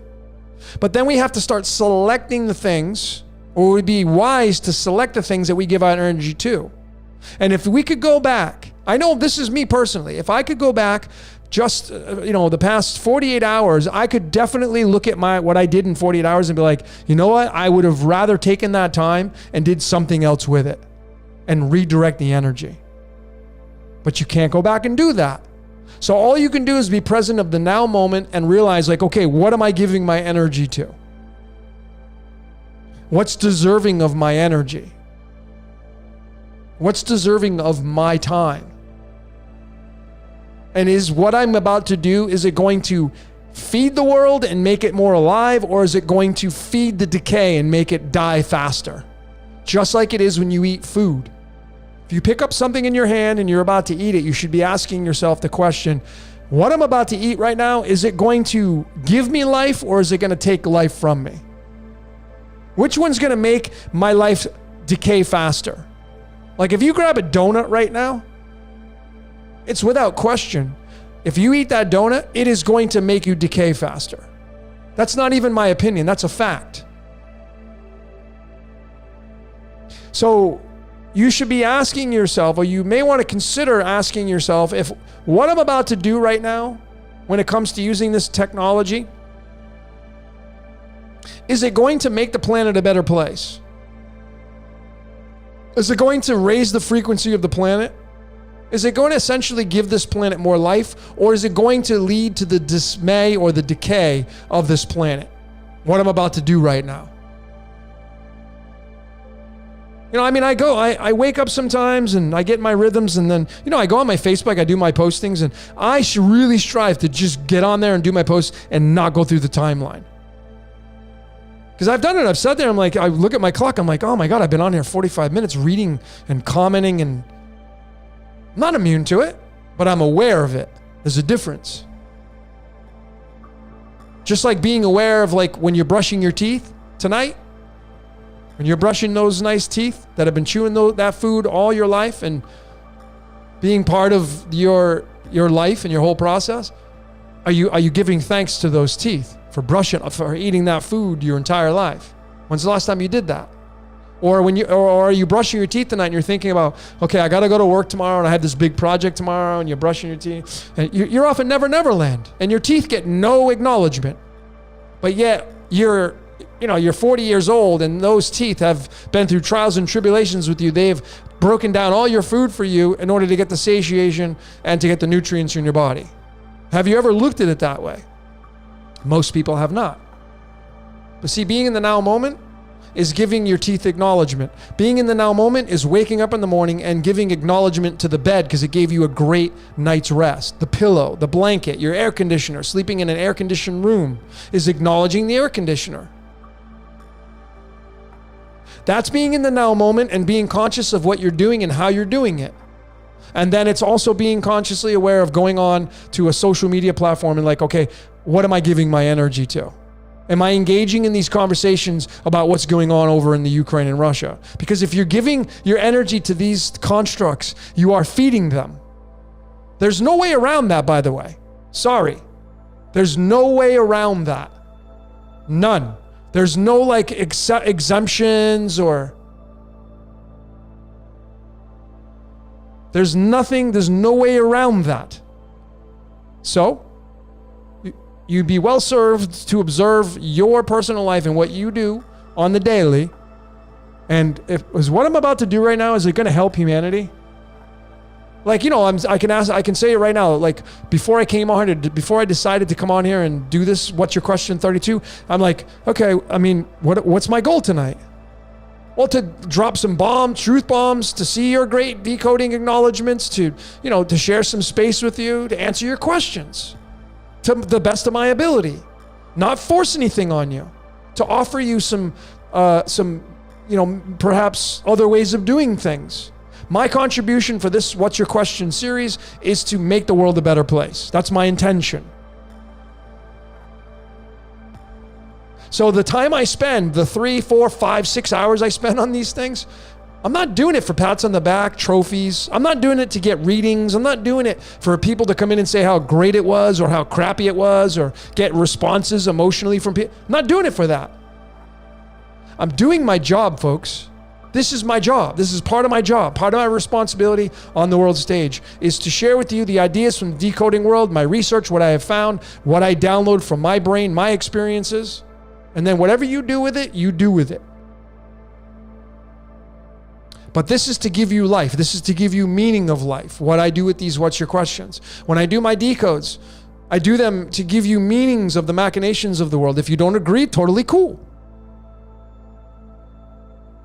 A lot of people want me to decode sports and I have done some of that. But you know why I haven't got into decoding sports and numbers and gambling? Because I don't want to feed that machine. I've thought about it. Like, I can go make a living on this. I could go earn some serious cash making predictions. But the very reason why I haven't done it is, number one, it doesn't feel right to me. And number two, it's feeding the Mr. Smiths. It's food for them. So I want to kind of take a step back and observe it all and say, okay, what am I giving energy to? What am I giving food to? What am I feeding?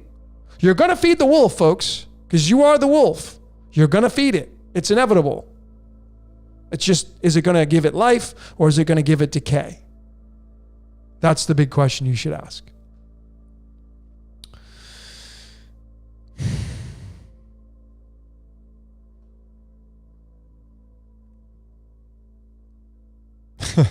Psychedelish 23, you just noticed that I got you watching me on a TV in the video. Yeah, I know. Just kind of, I made this overlay because I thought it was cool, and I'm into neon, and I don't know, just kind of my artistic endeavors, if you will.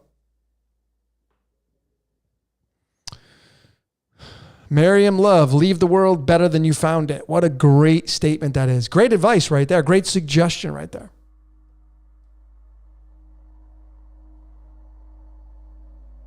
Draco Travis, as you go through time, you realize your life is nothing but comedy. 1,000%. Start watching more stand-up comedy. Start watching this the comedy of The Architect, whatever created this reality, or Architects, or however that looks. Life is a joke.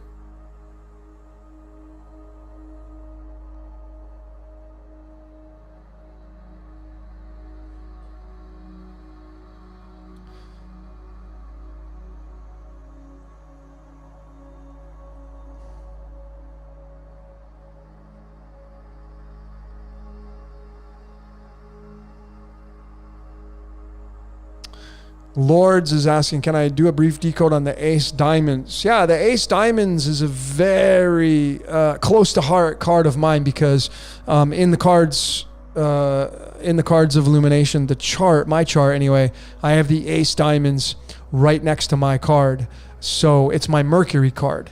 And if you know how to read the cards, it's my Mercury card. So, when you actually, my friend Sharon's going to be coming out with a course. I have yet to release the date on that, but if you're interested in learning the cards and the spreads and, this book and all that stuff, she's going to be having a class, I think, next month.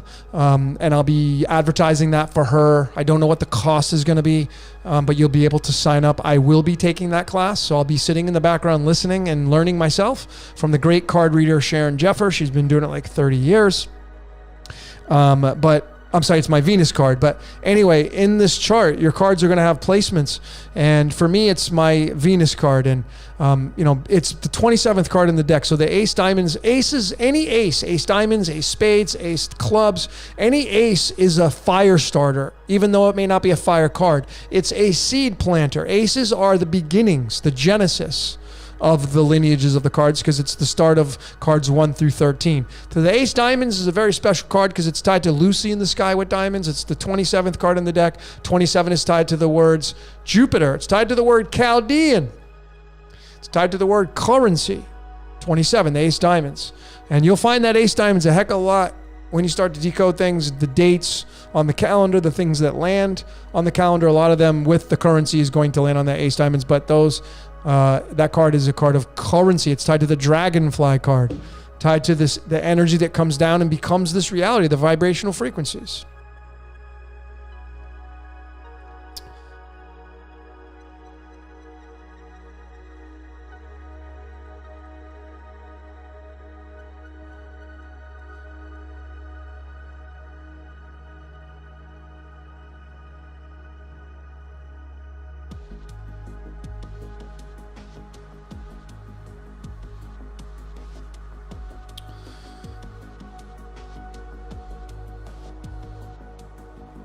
How do you find the animal cards? Well, if you're interested in the charts, I have all of them graphically made. I have sent them to countless people. The only thing I require is that you send me an email and request them. Just say, hey, I want the decoding graphics, and I'll send them to you. There's like 5 or 6 attachments. My email is decodeyourreality@gmail.com. And, all of you should be doing your totem pole with the medicine cards. You only do it once in your life. One time. It's very sacred. You're going to pick 9 cards. There's a sequence to it. I used Santos Bonacci as my subject for the totem pole. It's on my YouTube channel. It's right on my front page of cosmicsugar.org, my website that has my personal readings. Right on the front page when you log on to cosmicsugar.org, organization, it's right at the bottom, and it's one of the 3, Francis Bacon, how to decode yourself, how to do your totem pole. You just click on that, it takes you right to the video, and you just watch that video. It tells you how to do it. But you got to buy the cards, get them on Amazon, or get them in a bookstore. Go like $20. You only do it once. And then you match that up with your chakras and your age of where you're at in your current moment in life. And then you figure out what animal you're living through. It's pretty awesome if you're into that kind of stuff.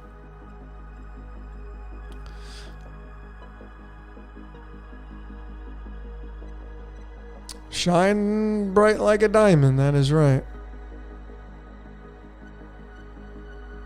But yeah, the Ace Diamond's a lot of currency. Those of you that have Ace Diamonds, a lot of currency. I mean, I would even go on to say, with confidence now, that if you have an Ace Diamonds card, money should be flowing through you. You should not have a money problem. And if you do, you may have an issue with money itself. See, money's an idea. So you got to go into your subconscious, what has been stored up in your subconscious over the entire programming of your life about the money itself. Money is just a tool. It's just like a carpenter showing up and he's missing his saw or hammer, and he's got a job that demands that tool. Can't do the job very well. So those of you that have the Ace Diamonds, not saying that it's the end-all card for cash or money, but you should be doing you would be well-served. I shouldn't say it's using these absolutes. You'd be well-served to use the mantra, money flows through me quickly and easily, or money flows to me quickly and easily. Something along those lines of money. Don't worry about how you're going to get it. Just adopt that belief of, man, I'm the card of currency. Should be flowing through me. Okay, bring it. I want it. And then remember what you do it once you start. Imagine right now, those of you that are having financial problems, or you're not where you want to be, congratulations, because you're consciously aware of that. But you see, if you get stuck in that idea of like, I'm here and I don't know how to get out, you'll always stay stuck. You'd be better served saying, I know that I'm here, instead of saying, I know I'm here and I have no idea how to get out. You don't need to know the idea on how to get out. You just need to own the space that you're there and then claim that like money moves through me quickly and easily. Even if you're not the Ace Diamonds, if you're having financial problems and you're the 5 of clubs, or you could still use these mantras to reprogram your subconscious. Some of you have to go back into your childhood and talk to your childhood self and get rid of the fears that you're holding on to based upon the way you were raised. Some of you may have been raised in a very, poverty-stricken environment. But those ways of your life don't matter anymore. Those are past tense. All that matters, just remember, is the now moment. But if you don't get rid of your subconscious mind, your programming, your habits, you're going to continue on the now moment and keep recreating your past, and the past will keep repeating itself. So if you're having financial problems, your life should be consumed, a majority of it, with earning money. Like money comes to me quickly and easily. Doing a money course. The great Bob Proctor just passed away just a few weeks ago. The great Bob Proctor. And he has a seminar free on YouTube. It's called Born Rich. If you're having money issues, that should be your roadmap to getting out of it. Guy was the grand master of increasing your currency. And even if you're in a crappy environment and you're like, I don't know how I'm going to get out of this, just like, I will get out of this. Just money flows to me quickly. And then you got to start changing your programming. The imagination, the third eye. What are you seeing here? So then you get a vision board maybe. The best thing a lot of you can do is create a vision board. So you go to the store. If you're not a graphic designer, you go to the store, you buy a big poster board, you get a whole bunch of magazines, a pair of scissors, and a glue stick. And then you cut out the magazine the way you want to see your life next year with no restrictions. So if you make a vision board, you want to go window shopping as if you had an unlimited supply of cash. Like right now, if I took you shopping, if I called you up on the phone and said, hey, I'm going to take you shopping and I'm going to buy you a brand new wardrobe. Don't worry about money. It will be an unlimited shopping spree. Can you come with me tomorrow? Of course you can. And we went to all your favorite stores. And you had an unlimited ability to spend whatever you wanted to spend on whatever it is you wanted to spend on. That's your vision board. That's how you create a vision board. And that vision board will not look like your past. Like if you could go buy any car that you wanted right now, if money was not an object, it would not be the car that you have right now. Well, maybe for some of you it would. But for a large portion of you, if you could buy any car that you could buy right now without money being in any kind of resistance point, you would go buy a car that you don't have in your driveway right now. That's a vision board. That's forecasting. And that's forecasting something that you want versus something that you already have, which is what's your past. And a lot of you live in the present moment based upon your past. And you're just in the habit of doing that.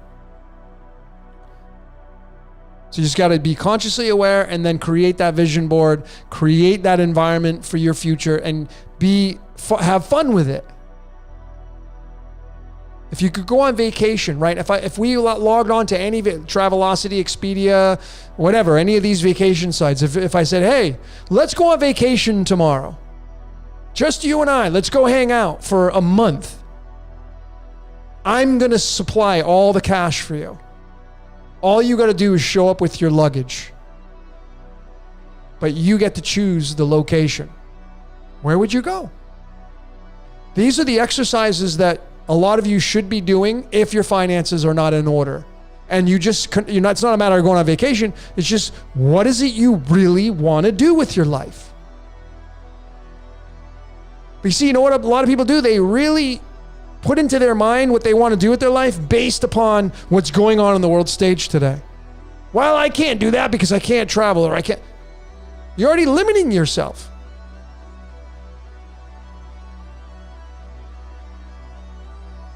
So you create your visions based upon no restrictions. That's how to make your manifestations come true. And maybe the message that I'm telling you right now is the tools you need that your higher self is wanting me to tell you. Whatever that looks like. But remember,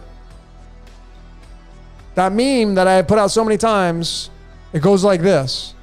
The road is paved with flat squirrels who couldn't make a decision. Don't be a flat squirrel. Meaning, get out of your ideas and move into execution mode. And even if you don't have a lot of cash, you can probably scrounge up $10 and make a vision board. And then you stare at that sucker every day and every night as much as you can. You talk to it. You give thanks to it. Thank you for bringing me this stuff. Believing that it's going to come into your life, but not having any expectations about it. Because when you get emotionally involved with these ideas that you want to create when you window shop for yourself, some of these things will come true. Maybe not all of them, but some of them will. And that some is enough to get you propelling to moving forward to be like, wow, this really works.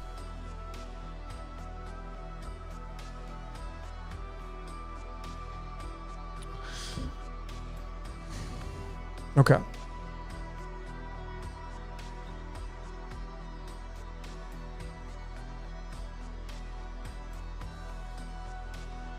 You see, some of you want to shop at certain stores, but you don't go there because you can't swing it. Imagine you walked into a store and you never looked at price tags anymore. Think about what that would feel like for you. You get to go to any store to buy any of the clothes, and you never once flip over the price. Think about this, folks. The next time you go shopping, you'll see how much in the habit you are. You know what the first thing you're going to do when you go grab those pair of jeans that you want? How much do they cost? You're in the habit of doing that. The majority of you are in the habit of looking at the price tag before you ever grab that item to go bring in and buy it. Why? You're in the habit of doing it. So if you can get into the emotional aspect of like, man, I don't even look at price tags anymore. And it's challenging. Because if you have a set parameter of how much money you got in the bank, and then you go to the store and you're still shopping, you're like, okay, well, I need the best deal. A lot of you are like, I need the best deal. What's on sale? I'm going to go to the sale rack. And yeah, I mean, that's smart shopping. But imagine you were in the flow of, I don't care. I just want my items and get the hell out of there. That's really being in the flow. And I personally know people that are in that flow. If you feel like you resonate with that message, then go get that. It's totally part of your process.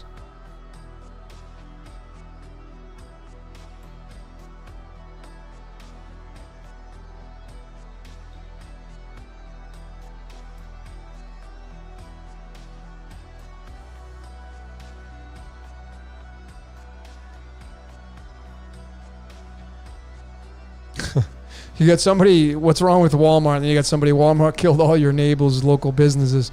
Well, yeah, I mean, that's just survival of the fittest. It's exactly what's happened.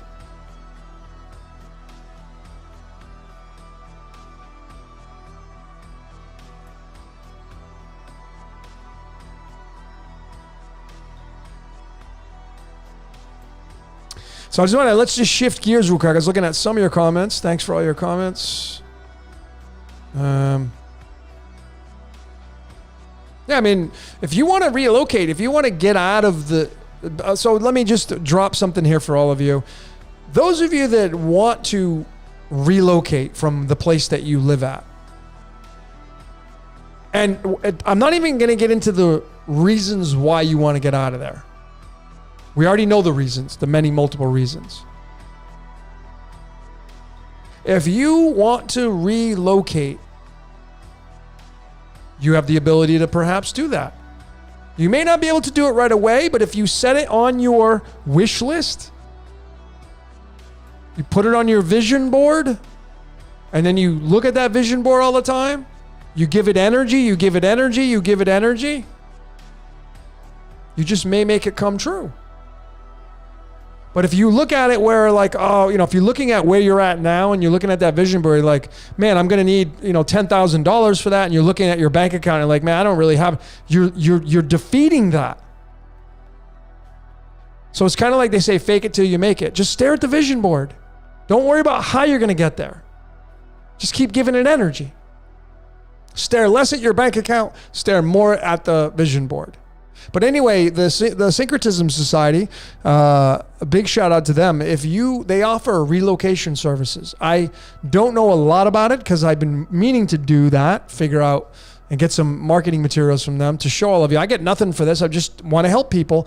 They offer complete relocation services to where, from everything from A to Z, packing up your house, everything.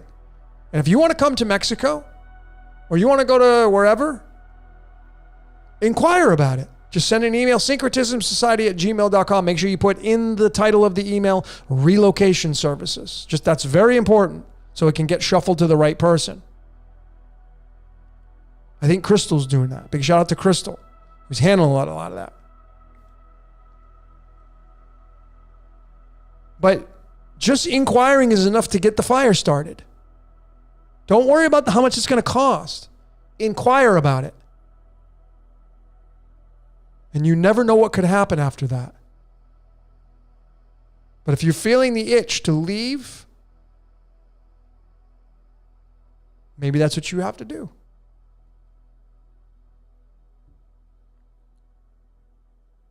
But anyway, I wanted to talk about this new age that we're in. I was...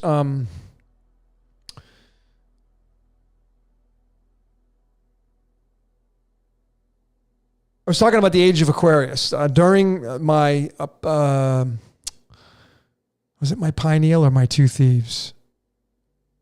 I think it was the two thieves. Yeah, it was the two thieves. I'm almost sure it was. I showed the hourglass. And the hourglass is symbolic of time, the sands of time. And the hourglass, if you put an egg timer on your face, the top sand that drains down would be where the pineal gland is, the single eye or third eye. And then it would drip down here, which is the voice. So you're speaking what's on your mind and what you see.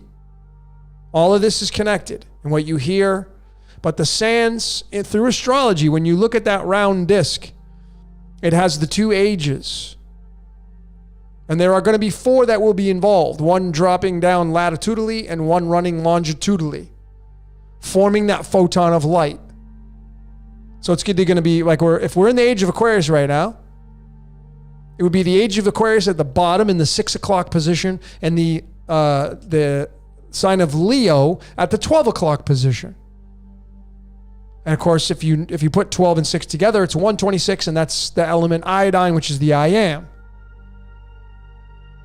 So vertically, you have the sign of Leo, the lion ruled by the sun, dripping down into the age of Aquarius. And Aquarius, when you do the numerology of it, is the number 21. Aquarius is 21 through Chaldean numerology. And this right here is the 21st card in the deck. The major arcana cards. It's the world card. Perhaps this is telling you symbolically the hole that we all go through and enter in the portal to become to become man, to become matter.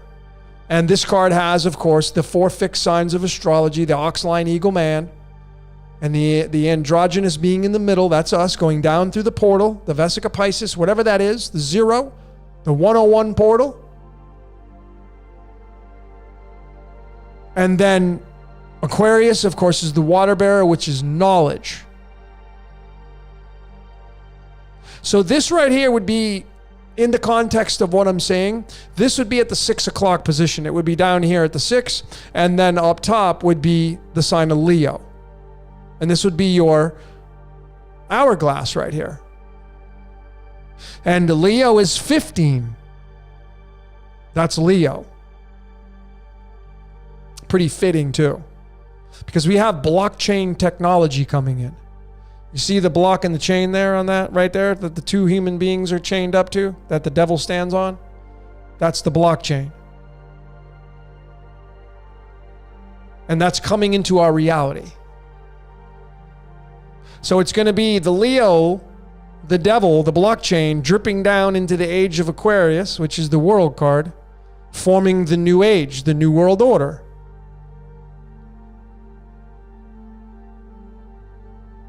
And then the 2 cards that would sit on either side are going to represent the other 2 fixed signs, which is Scorpio and Taurus. And when you make that shape, it looks like a photon of light. I covered this in my Architect of the Universe, part 1.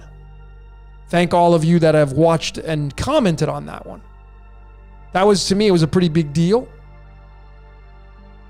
But when these sands of time drip down from the sign of Leo down into the age of Aquarius, and this ends, and the age of Aquarius ends, whenever that time is, it has to shift. So you essentially have, let me just give you an example. I know this, I'm just grabbing the first 2 cards here to give you the idea. So this is kind of what it would look like. See if I can get my fingers. Not the best example, but that's kind of what it would look like. You'd have the age of Aquarius at the bottom, the sign of Leo at the top, and then you'd have 2 ages. You'd have Taurus and Scorpio on that side. And when the age of Aquarius finishes, when the sands run out of this one, it's gonna rotate, and then we're gonna move into the age of Capricorn.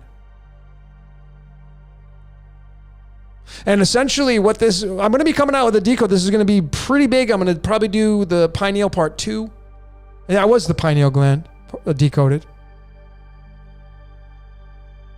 But when these sands run out, it shifts, it moves like a wheel, like a clock. That's why watches that you put on your wrist are round, and the dials, they all move. They move around in a circle. And then we move into the age of Capricorn. Move into an earth sign. So we're moving to the age of information. And I'm going to be coming out with some things that, some, theories of mine that many people are not going to tolerate. They're just going to have a hard time maybe even thinking about that theory. But I'm going to say it anyway when I come out with it.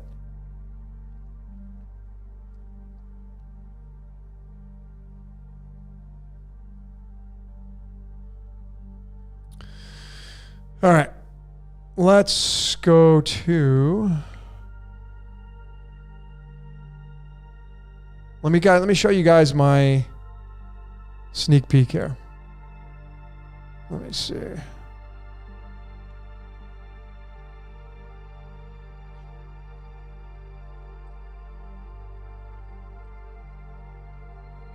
Okay. All right, so let me give you guys my sneak peek. I just have 2 slides. I want to show you how pretty incredible this is.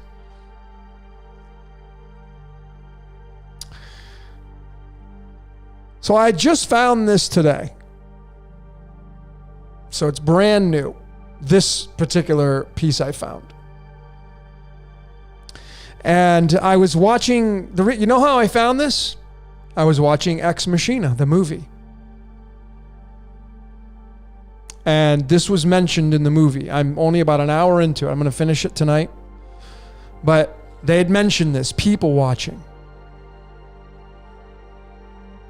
So when I put it into the Chaldean numerology cipher, I wasn't surprised that I found this, but it was a big truth bomb that I found. Maybe some of you like to do that. I like doing this, going to the airport and, waiting for your airplane to come and just watching people and what they do. So people watching, crowd watching is observing people and what they do, the interactions of what they do, how they say things, how they look, what their facial expressions are. And the word people watching, or the words, is 64. And I mean, does it get any more obvious when you bring numerology into the elements on the periodic table and then realize that this is the source code staring us in the face? People watching is 64, and the element that is the 64th element, gadolinium, and the little icon below that is the icon the Royal Society of Chemistry uses to represent gadolinium. And the reason why, if you study this, is because it'll tell you the image represents gadolinium being used on television screens. The manufacturer of television screens has gadolinium embedded into it. So what is this telling us from a cult perspective? Is that what's watching us? What's observing us? And this tells me loud and clear we're living inside of a movie. And we're being watched. Man's an experiment. We're inside of a Truman Show. It was pretty easy to see this. I mean, to me, it's a dead giveaway. And then I've already showed this one before in one of my other sneak peeks, but I'll show it again. This song, this lyric taken from the great band Rush, a song called Limelight. And Geddy Lee sings, "All the world's indeed a stage and we are merely players." That is the 159. And it's this element gadolinium. So think about what I'm showing you here. Who's watching us? Some of you made some great comments. After I dropped the pineal gland decoded, some of you came out with some, Ronnie Millsap, somebody, there's a stranger in my house. There's so much truth to these. You should do the hidden mysteries behind that song. How about Somebody's Watching Me by the guy Rockwell? Michael Jackson was singing on that. Somebody's watching me. Who's watching us? Then you can get into the double slit experiment, which I'm probably going to decode. But the proof's in the pudding right here. It's pretty crystal clear. We're inside of a movie. We're inside of a screen and something's watching us.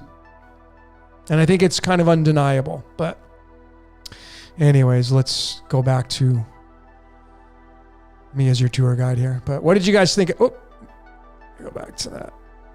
There we go. But it's just kind of ridiculous.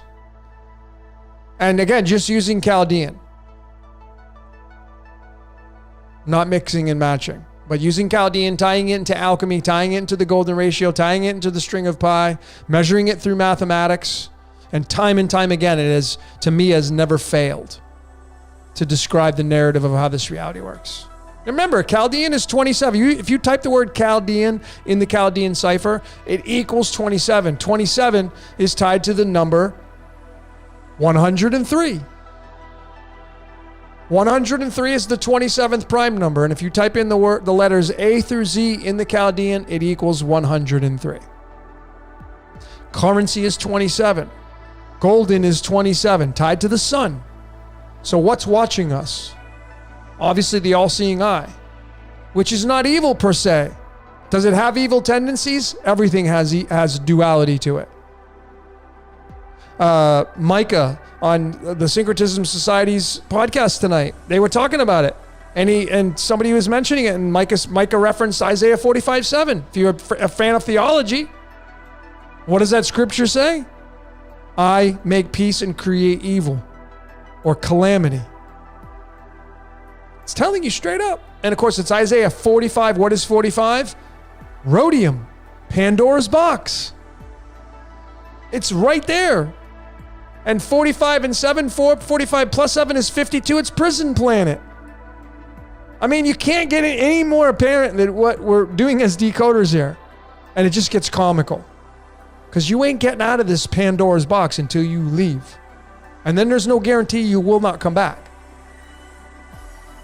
So I'm saying and suggesting to have a much more gratitude in your life. Give acknowledgement to everything in your life. Make sure you're watching where you're stepping and not stepping on the bugs if you can help it. That's doing your part. That's being in the now moment. That's being grateful of your life and life around you.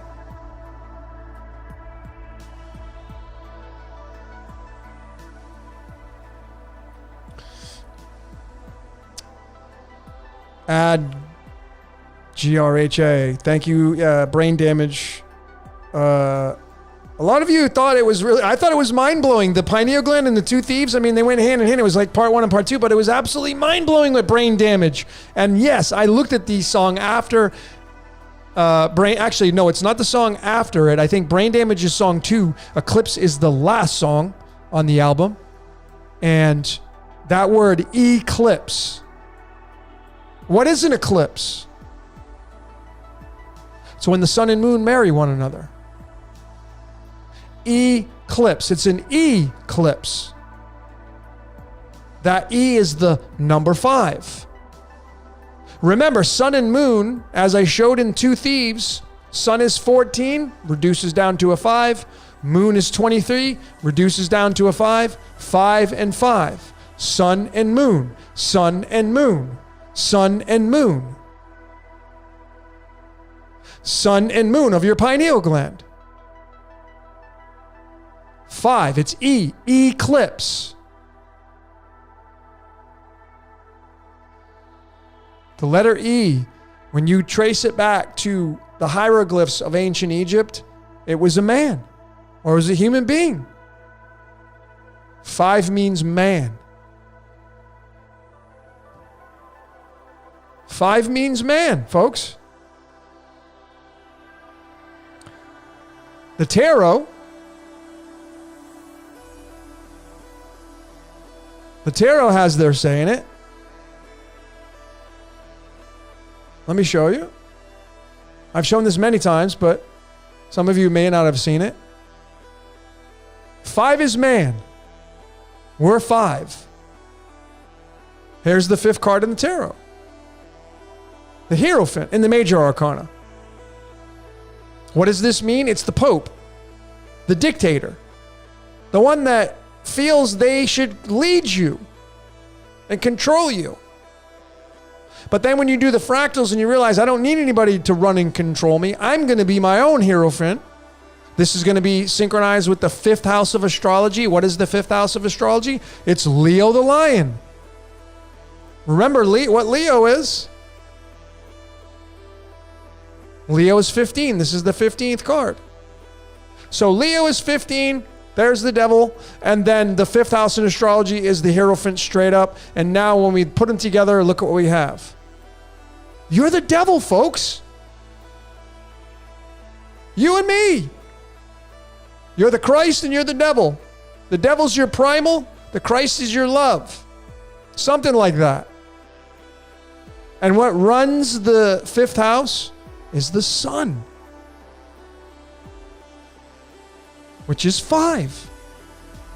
Sun is 14, which is a 5.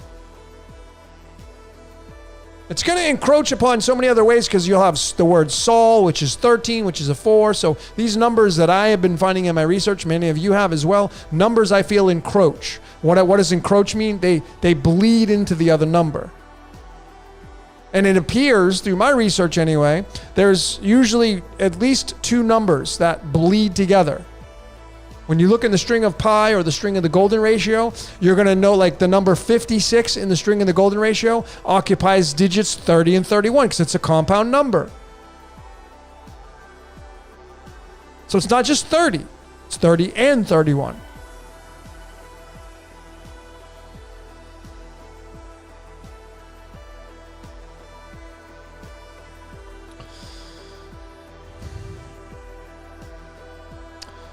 J Catalyst. I don't think any of the cards are good or bad. It's up to the person, how they work with it, who they are. It's absolutely up to who you are as the magician using these or interpreting them. You want to be, folks, you see that devil right there? You want to be that guy. Or you want to be that character. You don't want to be one of these people chained up to the block. You want to be the dude at the top. You don't want to be subordinate to the devil. You want to be the devil. You want to own the space. And then you want to say, hey, man, you ain't coming out to play today. Sometimes the devil needs to come out and play. If you go to a nightclub in Las Vegas, what do you think? You think, are you using your spirit there?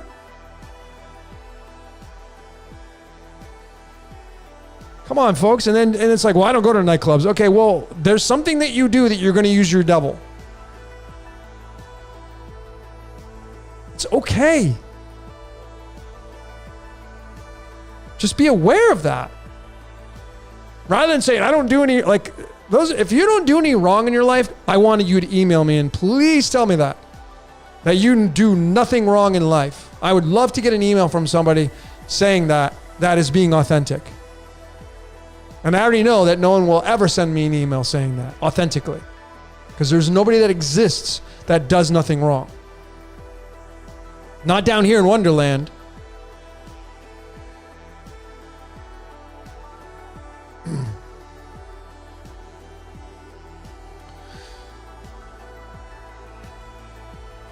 Eclipses blow my mind. It's just a coincidence. The moon is 400 times smaller than the sun, and the sun is 400 times as far away.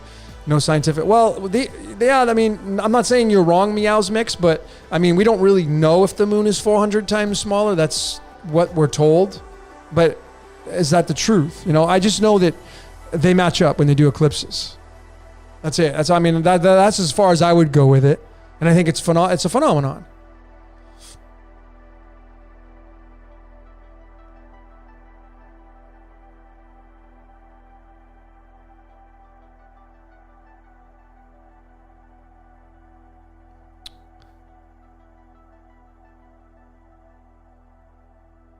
So thanks everybody for joining in. Those of you that are new, I'm just going through the comments, or those of you that has just joined in, thanks for joining in on this Saturn day. It's almost Sunday now here in the East Coast Standard Time. I'm here in Mexico, just south of Cancun, and I am in paradise. I'm in paradise. And I'm loving it. And I'm choosing to be here. And all of you, just remember, I shouldn't say all of you. The majority of you are choosing to be where you're at. Now, I know some of you say, well, no, I can't leave because I mean, the only way you can't is if you're dead or if somebody's forcing you to stay there or you have a gun to your head or some of you have kids, you're divorced, you can't. I understand those circumstances, but you still could.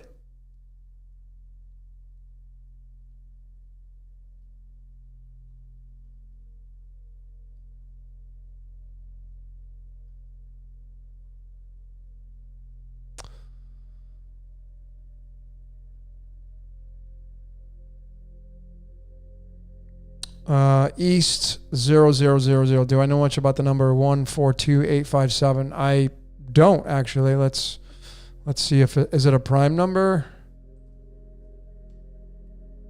No. So the question was, do I know about this number, supposedly the sacred number of the Magi? I don't. The 142857. Well, I mean, it's the number 27. So I'm not surprised that it would be the number, a sacred number of the Magi, because 27 is tied to the word Chaldean in numerology. It's tied to the word currency. It's tied to the word golden, tied to the word Jupiter. But those of you that are decoders, one of the methodologies that you would be very wise to do is any number you come up with, go into numberempire.com and see if it's a prime number. Fact check it against that and start to keep notes.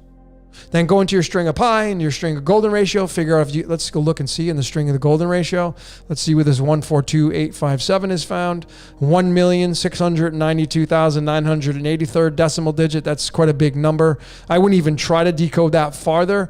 And then in the string of pi, it's 335,037th digit. Maybe check into that one, but that's a tall order as well. But if you find that it's got a double digit, it's linked to, or a triple digit, you may have something to look at.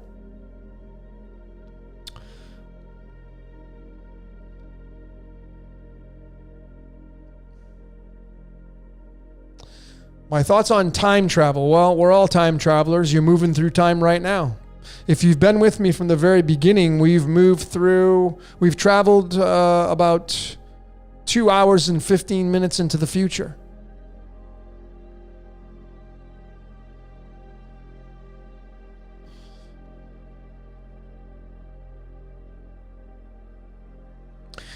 This is an interesting thing to consider for your decoder. Tara 137 said, devil spelled backwards is lived. So when you type in the word devil in the into the numerology cipher, you're going to get many outcomes. So here's where the trouble starts as a decoder. So devil is in the English 52. Prison planet. Makes sense. In the full reduction, which is the Pythagorean 1 through 9, it's going to be 25, which it's going to still reduce down to the number 7 because it's linked to the English. You get into the primes, it's 157. 157 is tied to gadolinium, which is the television screen. So the primes is telling you the devil is the television screen. This is actually a pretty good find. I'm going to probably use this. In the septenary, it's 21. That's tied to the world card. In the Chaldean, it's the number 19 tied to the sun. Where do you go from there? And then if you get into the reverses, some of you like using those 4 bases. It makes it even more complicated now because the word devil equals 83 in the reverse ordinal and 29 in the reverse full reduction. Where the hell do you go from there? So I have a 52, a 25, an 83, a 29, a 157, a 21, and a 19. How do you make sense out of that? So that's, you know what some people do? They just use that and that's it. Dead ends to me, but the word devil is the same as the word lived. So we have the devil and lived, and they're all, it has the 7, 11, 4, 3, 1. Which is it? Where do you go from there? That's why you got to go and take these words, these numbers, and put them into the string of pi, into the string of the golden ratio, find it into the prime numbers. Is it a Fibonacci number? What's the sine and cosine wave of that number? What's the square root of that word or number? Because devil and lived are both one and the same. You know what the variation is? It's the first letter. So in numerology, which I'm encouraging all of you to at least study some book on numerology, the science of numbers, because it's going to get you past the Simple Simon thing of connecting words to numbers, which is what has been coined as gematria. That's a dead end. It's watered down. You will have such watered down results with that kind of methodology. In numerology, there's what's called the capstone and the cornerstone. The first letter of each word is the rudder that directs the ship of that word. And that changes everything because the letter D is the fourth letter, which starts the word devil. And the word live starts with the letter L, which is the 12th letter. So now we have something to work with. We have the devil being 4, coming from the starting point of 4. And we have lived starting with the number 12. Now, I know some of you are going to reduce it down, but I'm going to encourage you to not reduce the number down. Stick with its authentic expression. So lived is the opposite of the devil, or it's an anagram of it, but you cannot just take that outcome and just call it a day. An alternative, if you're a decoder, is to look at the first letter of that word and get your outcome there and try to decode it from there. So devil is 4, the D, 4. In the Chaldean, it's going to be 5. Remember what I said, what the fifth house is? It's the Hierophant, it's the Pope, the dictator, ruled by the sun devil. So numbers are going to encroach. But if you just go straight up with the English, A through Z, 1 through 26, the D is the fourth letter, the L, lived, is the 12th. So you have 12 and you have 4. And then you start looking at numberempire.com, like what's the 12? What's the number 12? Is there any significance to the number 12 starting with the letter L? Is there any significance with the number 4? If you look at the number 12, which is tied to the letter L, which is the first letter in the word lived, the 12 is tied to the number 37. 37 is the 12th prime number. And if you've been paying attention, what is the 37? It's the Jack in the Box card. So what does it mean to live out a life? It means being stuck in the box. 37, 19, 37, 46, that loop that I keep talking about. And then when you look at the number 4 is tied to the number 7 because the 7 is the 4th prime number. And where do we go from there with the 7? Well, you get the 7 chakras. And as I said, you're the devil. So there you go. It's man. And you're living out your life as a Jack in the Box or Jill stuck in the box. That's how you get it. That's a more advanced way of decoding versus just typing it into the gematria data and saying, oh, there's a connection there. Because, I had postulated, I was talking about this 56. Society of Jesus is 56, but so is the word shit. And some of you say, oh, take the Jesuit logo and flip it upside down. There's shit. Yeah, okay, that's for fun. Right, I can see it there. But just take that away and just like the word shit, like that's all. He's full of shit. That's 56.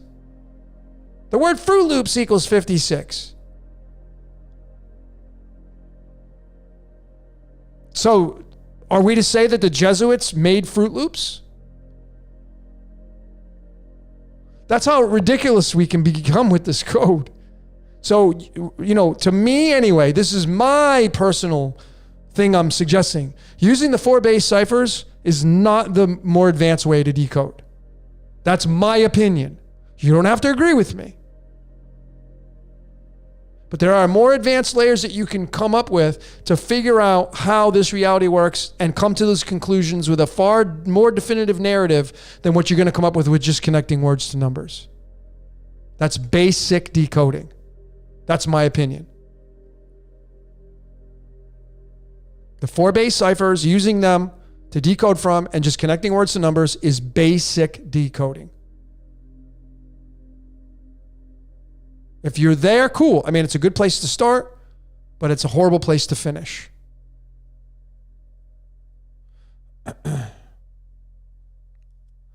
Susie Gemini, Logan, why do you have the smiley emoji tattoo like Randall Flagg in the remake of The Stand? Well, I don't even know about this movie. Randall Flagg, the remake of The Stand. No, don't even know anything about this.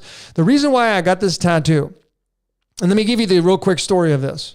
The reason why I got this tattoo is because I was born on this is the representation of the sun. But the main reason why I got it was because I wanted to remind myself that life is a joke and to smile and laugh and have a good time more. Ultimately, that's what this thing means to me now. And then when I got the tattoo, or when I made the appointment to do it, then I started to research it more. And I realized that the guy who, I can't remember his name, I should know this, the guy who created this lived 20 minutes from where I was born. 20 minutes. And I was born on a Sunday. And this is the smiling sun. So I had no idea that Randall Flagg and The Stand, they have that. I mean, you can use a symbol for pretty much anything these days. But I know what it means to me. And I didn't even correlate it to that movie, so.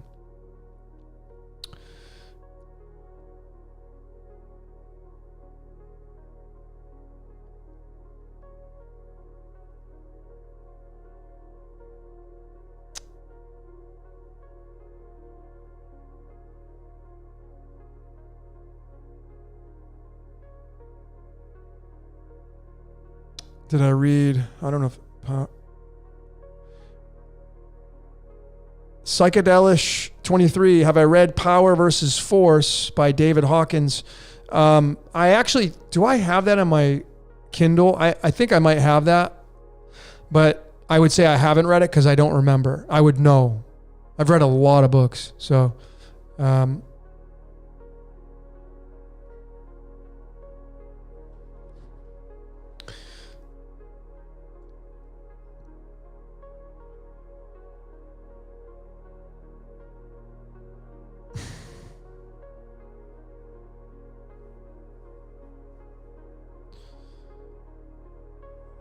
Well, what I can say is that if you start, I was just out today walking and I saw this really beautiful brand new Volvo on the street, the XC60 or something.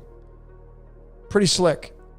And many of you know that Volvo from Switzerland, where CERN is located, the logo of Volvo is the Mars logo. At least I think it is. And the Mars energy is the masculine energy, the testosterone that chases the female around to impregnate, to manifest things. So you have this beautiful Volvo driving through the road, and it's, I know everything has a masculine and feminine to it, but this is a masculine dominant world to impregnate the feminine energy. And it's starting to shift now, which is why these superheroes are commonly now, they're females. And now you're getting into the androgyny of everything, and that's why you're seeing the push towards the middle and the no gender. But the Mars energy, there's a song by Frank Sinatra. The song's called Fly Me by the Moon. I got to look at this now that I'm thinking about it. But what just came into my head, and I knew this too. Fly Me to the Moon by Frank Sinatra. In that song, he says Jupiter and Mars. In the cards of illumination, in the charts, the top 3 cards right here is Saturn, Jupiter, and Mars. They make up what's called the crown line. Not Saturn, Jupiter, Mars, and Venus or Mercury. No, Saturn, Jupiter, and Mars. And that's case specific why that is. That's why in Washington, D.C., in the Vatican, they have these obelisks, which are phalluses, which is a representation of Mars energy. Which, interestingly enough, in a major part of the world, when people marry, it's the last name of the male or the bride that the female takes on.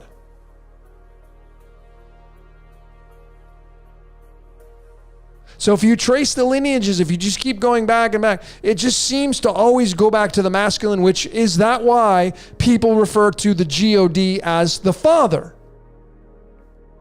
Because when I was really researching, I'm like, okay, being born into religion, and why is it always about the father? What about the mother? And, we could definitely go and ponder all that kind of stuff, but it's the father. No one gets through me but the father. It's always pointing to the father, which is going to be pater in Latin. It's mater and pater. And pater starts with the letter P, which is going to be the 16th letter, which is going to be tied to the Tower card, and days of creation, 1 through 6. Father.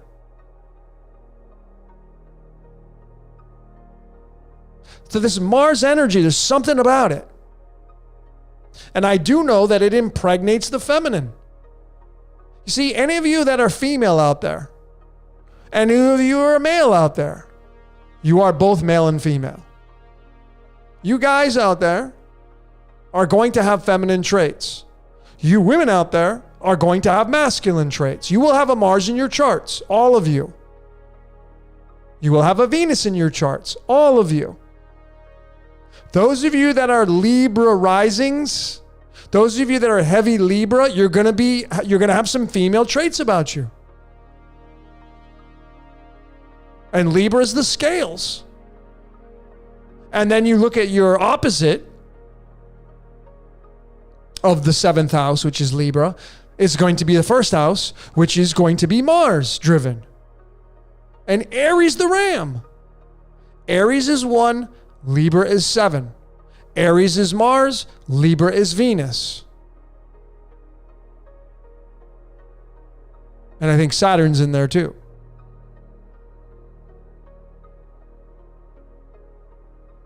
But it just gets really interesting with the positions.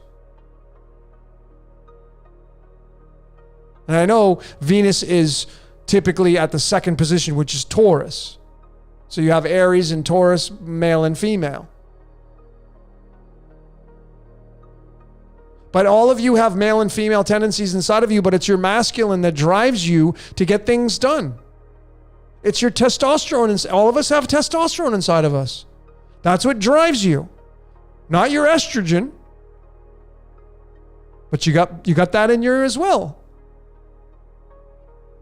And there's so much to this code when you look at the biomechanics of the body and you realize that you have Mars and Venus inside of you, but it's the Mars is like the draw. Like, why is it all occupy Mars? What the hell's all that? What's that going on? Why isn't it occupy Venus? I know they're going to say, well, you can't get on Venus. But then they'll talk about getting to Saturn's moon Titan, and it resembles a lot like Earth's moon or Earth. But there's something about this Mars energy. And then Frank Sinatra, Jupiter and Mars. Is Mars just the masculine energy of Jupiter? You're going to get into the sons and daughters. I was just talking about this with Santos. He's like, yeah, Mars had a son and it was our son. So in the Greek mythology, Ares or Eris or Mars had an offspring, and it was Santos was reminding me, yeah, it's our son. Sun devil. The masculine. Dominant. It's going to be both. But this Mars energy, man, if you start to look and pay attention, this Mars energy wants to impregnate everything. It wants to create, it's chasing everything. It's like, why do us guys chase after women? Why does the testosterone, I have been studying nutrition for a very long time, competitive bodybuilder. I know a lot about testosterone. I know a lot about all this kind of stuff. Performance enhancing drugs. I know a lot about it. Growth hormone, IGF, insulin, peptides. And when you bump up your testosterone, your sex drive goes up. And then you're out chasing. You're trying to dominate.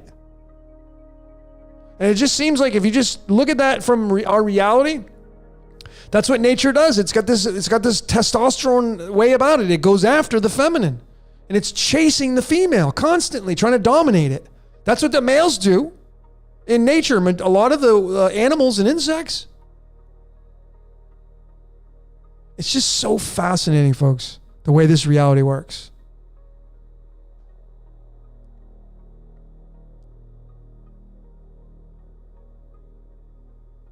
It's just really interesting. And if you have is the sun the masculine and is the dominant, and then is the moon feminine dominant. And as the word dream is 18, 61 is the 18th prime number, 61 is tied to Prometheum and the Christ, and Jesus is 18, the moon card is the 18, dream is 18 in the Fibonacci reduced cipher. Is Jesus the moon? Is he more the moon than the sun? Because you ain't going to get moon burned on a full moon. You can't take your beach chair out when it's a full moon, sit out on the beach, and you're going to come in and say, oh, I just got burned by the moon. I was out there for a couple hours. No, the moon ain't going to do that to you.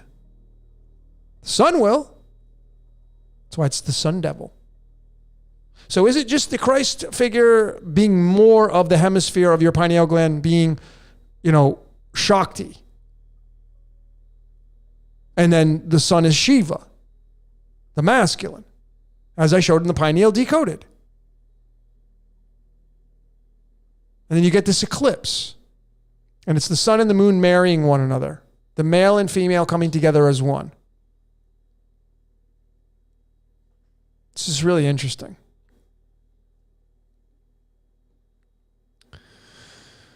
Really, really interesting.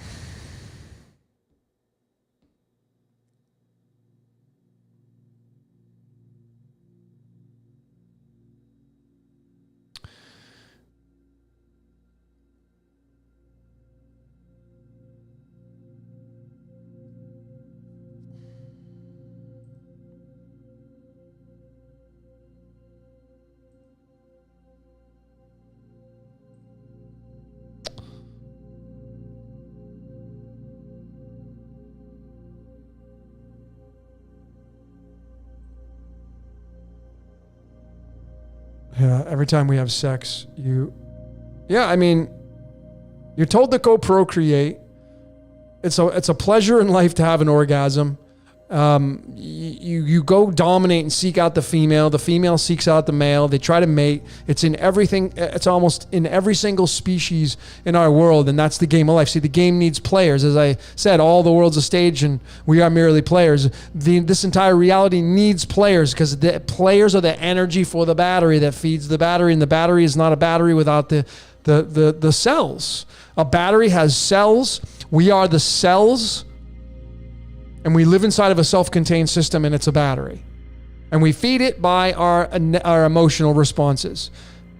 Negative and positive. Love and fear. And it's just a big wave. It's a big wave.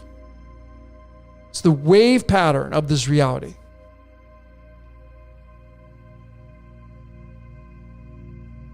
And it's just, it's not going to be stopped.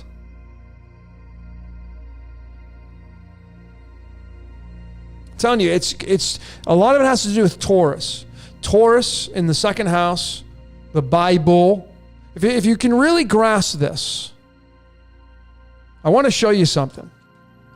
If you can really get this one, I really, really want you to get this.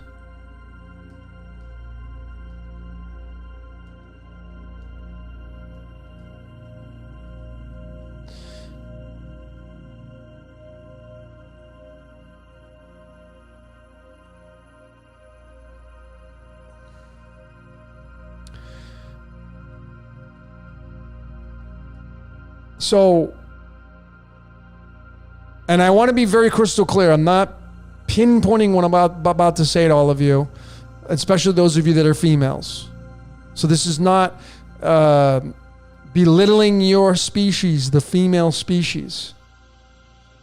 I'm merely just going to show you some things and bring out some things to make you think about things. In the story of theology, you have Adam and Adam is the atoms that make up this reality. And then it's spirit meets matter and become man, and it's the Adam, it's the man. All is a tomb, like Santos says. So it's the male first.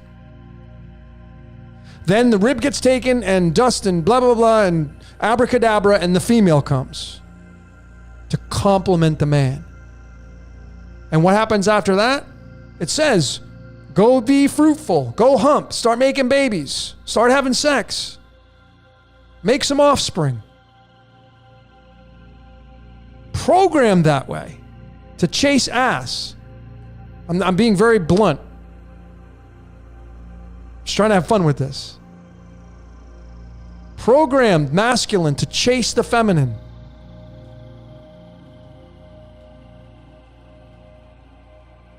If there was no feminine, life would cease to exist.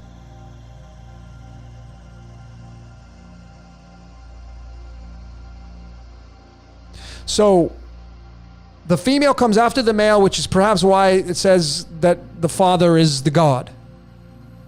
Masculine. But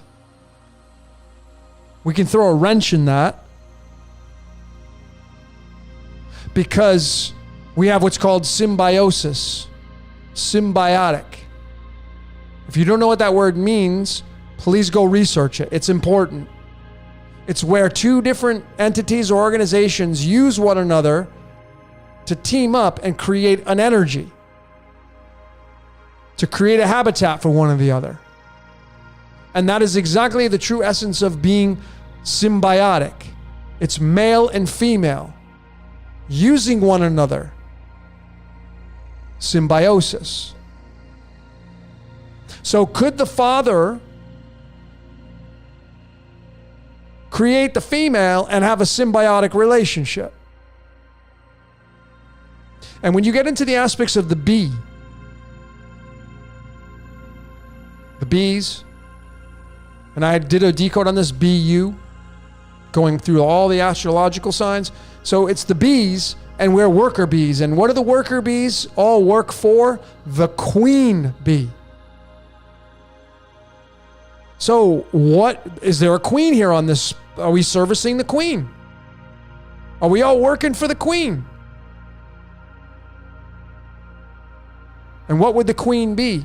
Well, the queen would be a female. The word female in the Chaldean is the number 26. Think about what I'm about to tell you here. The word female is the number 26.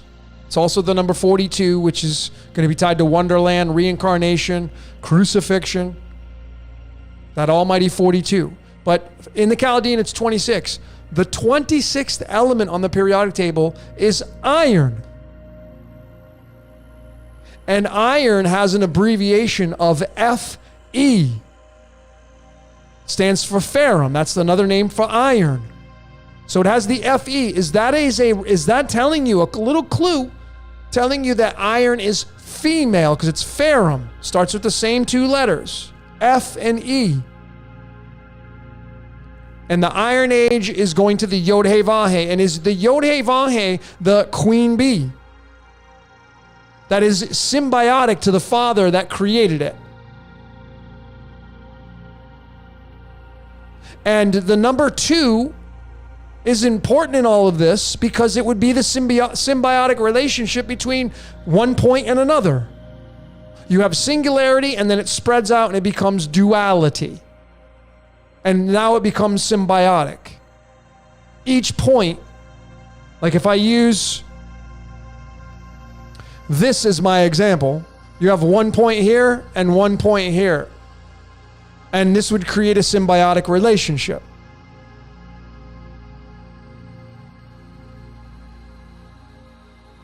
And this would create the number 2.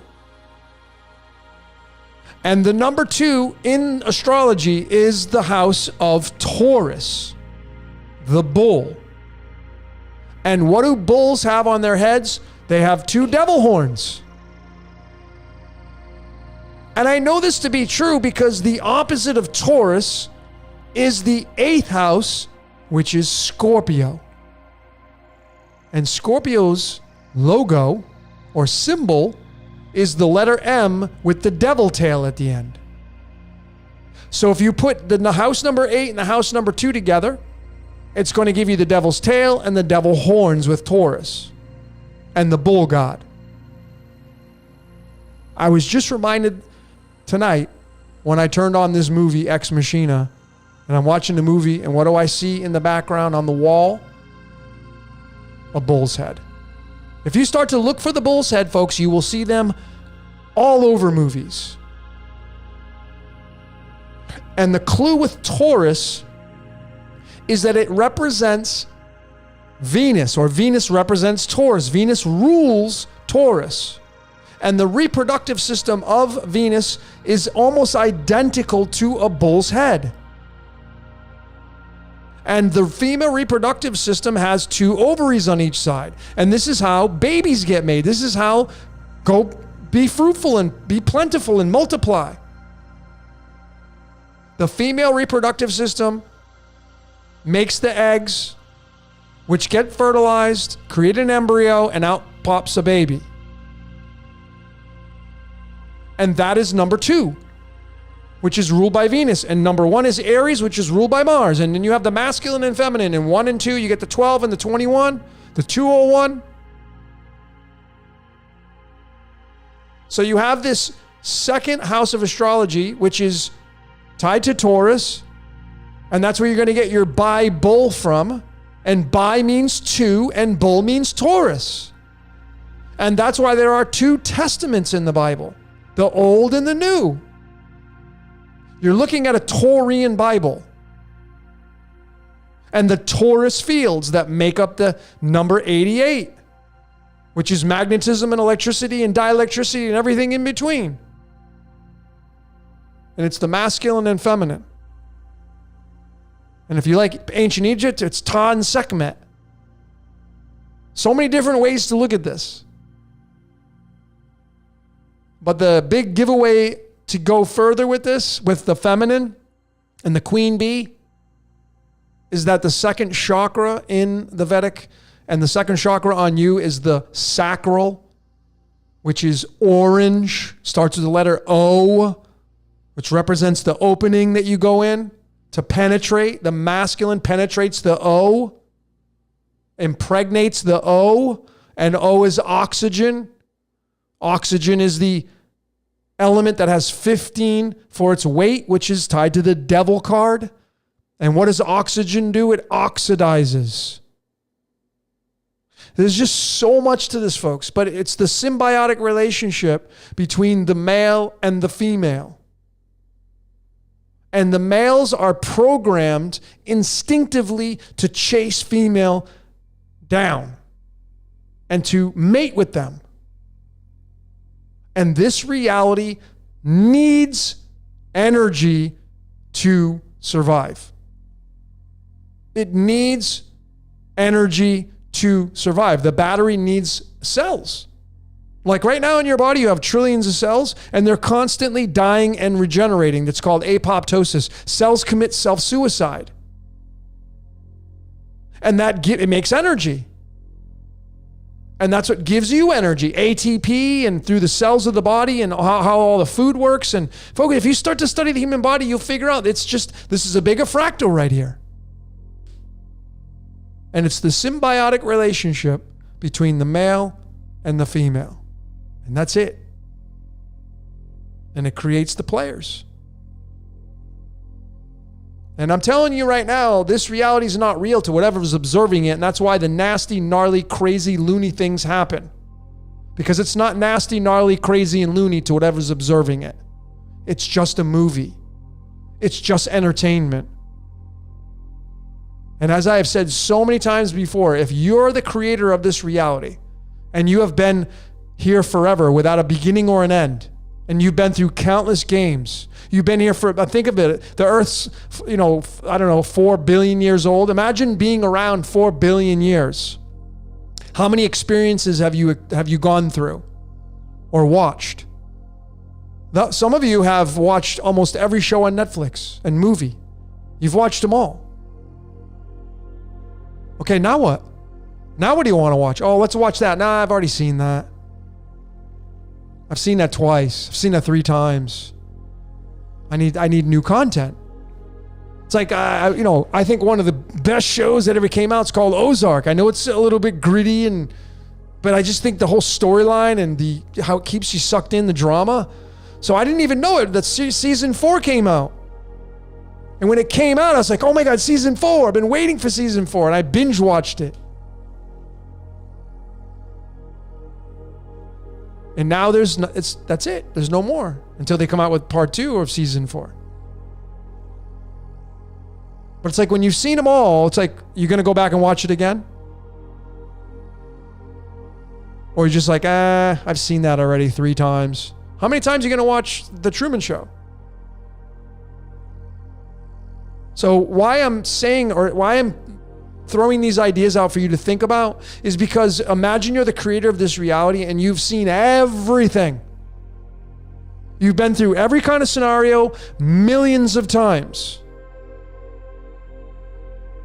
That's why I feel all the craziness happens. And the things that you could never possibly ever do yourself happens. Because number 1, it's not real. And number 2, it's just the game experiencing itself. So the things you would never do, you would never traffic children. But why does it happen? Number 1, it's not real. It's real in our reality. But whatever created it, it's not real. It's a movie. It's a simulation. It's experiencing its own game. That's not real. And this game, when it starts out fresh, brand new, there's nothing wrong with it. Golden age. If you go back 50 years from today, life was way different than it was today. There is way more corruptness and crime and way more now than there was 50 years ago. And there's a lot of factors involved with that, people and population. But there was more, as technology advances, corruptness gets worse. So you have a game, a movie that in its birth stage, and when it's brand new, there's nothing wrong with it. It's pure. And as it moves through time, it gets more corrupt and more dirty. Just like a computer program can.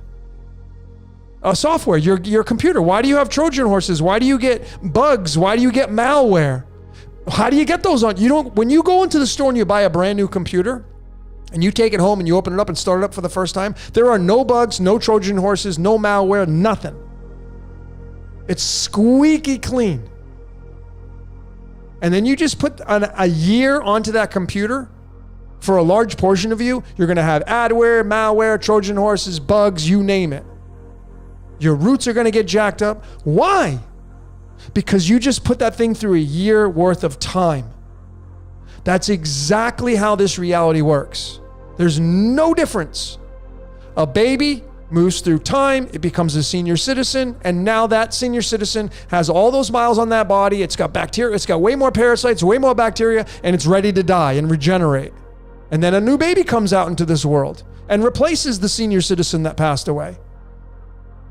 And this game just keeps moving and moving and moving and moving. And when it gets too dirty, overall, a wipe comes. Clean slate. Mud floods, all these things that we've been studying, syncretism. Why are these places why are these natural cataclysms happening? Because the earth was polluted. It was dirty, your dirty body. I need to do a detox. Need to clean out my body. If any of you that have had cancer, how did it get there? Who made the cancer? You think the devil made the cancer? Where did the cancer cells originally come from? Where did the common cold originally come from? Where does bacteria originally come from? Start to, go, if you really want to know how reality works, start studying your teeth. And how do you get cavities? Oh man, you'll be completely enamored by the information. And you can start to see that what goes on in your mouth is exactly what goes on in this reality. It's antagonist and protagonist. That's how it works. And what created both?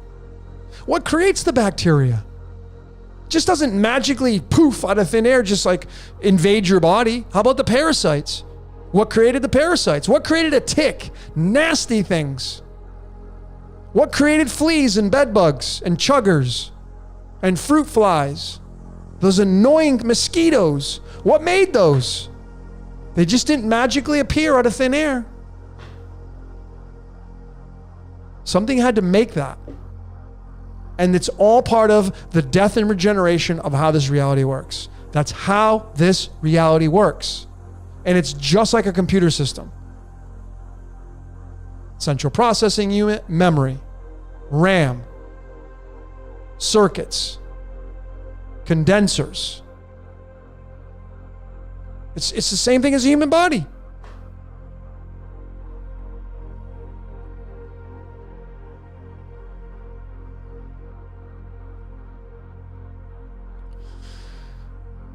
Well, that was a long rant, so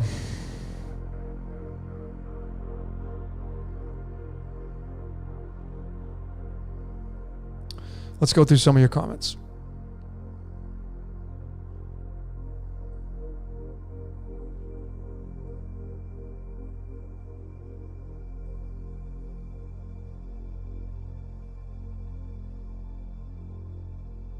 It seems like we have a few trolls in here. So we have a troll, Vaccination Scamdemic. So I'm removing that person.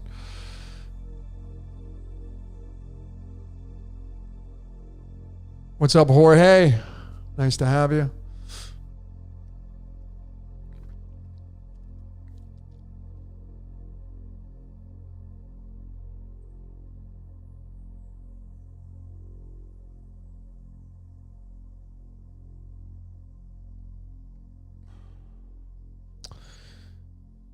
What's the most important thing in this physical realm? Well, that's going to be a solo journey. That's going to be a personal choice. I would never, ever give you any suggestions for that when it comes to the physical. That's going to come down to personal choice.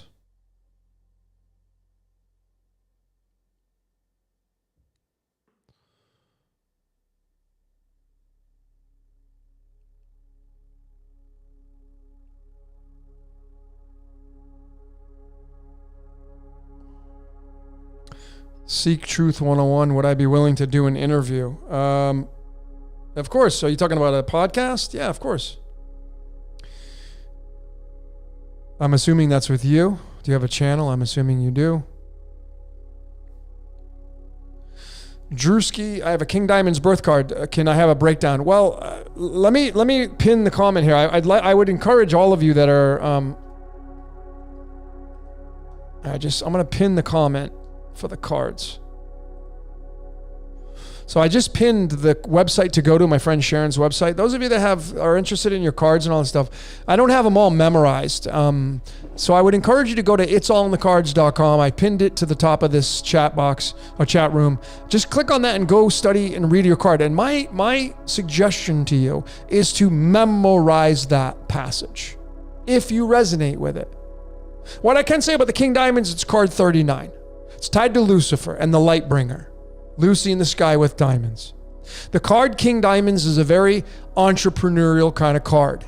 It's a king for business. The King of Pentacles in the tarot is the king of business. So those of you that have the King of Diamonds card, you should have money flowing to you at all costs. You should be able to be your own boss. You should be an entrepreneur. You have multiple things going on. Money will be an important part of your life, and these are going to be indicative to your astrology chart. I'd have to see where your Taurus is lined up and your Jupiter and many of the other planets as well. So when I say it's a card of currency and money and some stuff, it's definitely not just it's also incorporating your astrology and your numerology and stuff like that. So I'd have to do a full blown decode on exactly. And that's not trying not to give you anything, but those of you that are King Diamonds, really a lot of it has to do with your astrology charts as well. But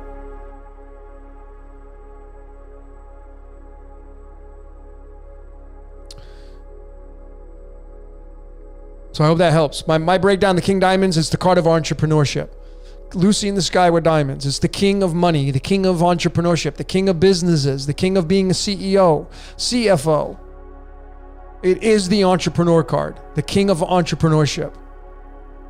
So your code, you were given a code to experience this life, and then remember, what you do with it is going to be a solo journey. Never ask people for advice or suggestions unless you need to pay for that help or really need it from a professional standpoint. Don't be going to ask people, hey, what do you think I should do here about my girlfriend? That's the worst thing you could do, any of you, not just to King Diamonds.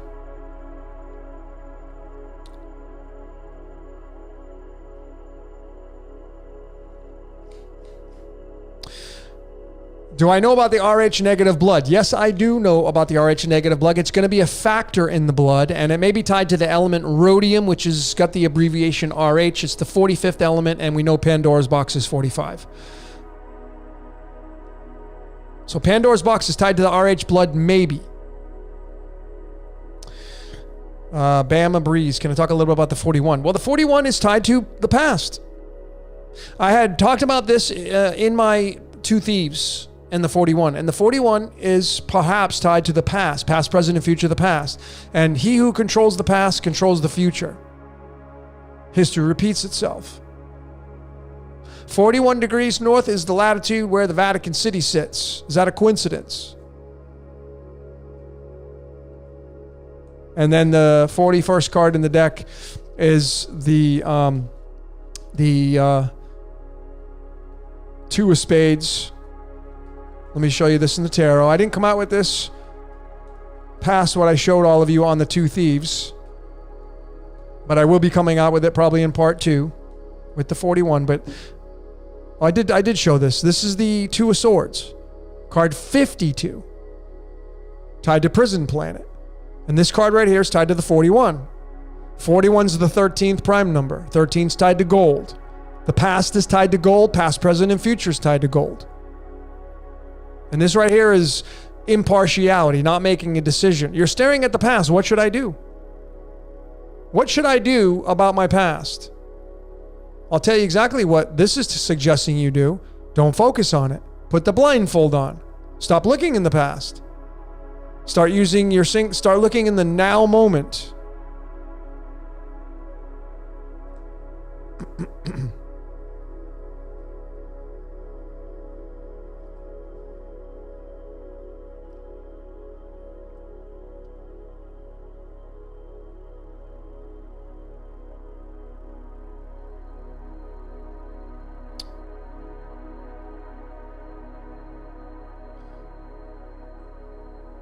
Am I buffering, folks? No, it looks like I'm good. Maybe it's YouTube.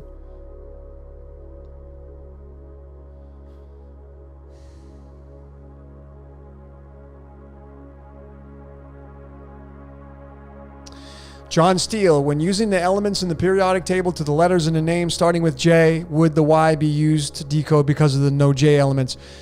So my question is, neither of those things would apply. You see, not everybody that has a name here in this chat, and those of you that are going to watch after the fact, you can't spell every word out with a letter on the periodic table. There are not enough abbreviations on the periodic table to spell out every single word that is known to man. So you would not take, like if you're John, so there's no J, so you're like, well, there's no J, but I'm going to just replace it with the Y. You could. So I guess I'll retract that. I'm not saying you can't, but I try to be as authentic as I can. So if you have a letter J in your name, then you need to try to find that J at all costs. And more importantly, if you're doing your alchemology, you're not going to need to line up the letters of your name with the abbreviations of the elements. You're just going to use the outcomes that you're getting from the spelling of your name. The alchemology, which is taking your numerology total.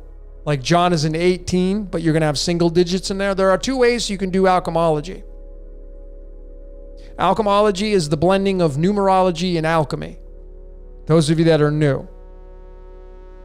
And I use Chaldean for this. I suppose you could use the full reduction as well if you really wanted to, make some alternative viewpoints on your life. But John is a 1755. J is, in Chaldean, J is 1, O is 7, and H and N are both 5.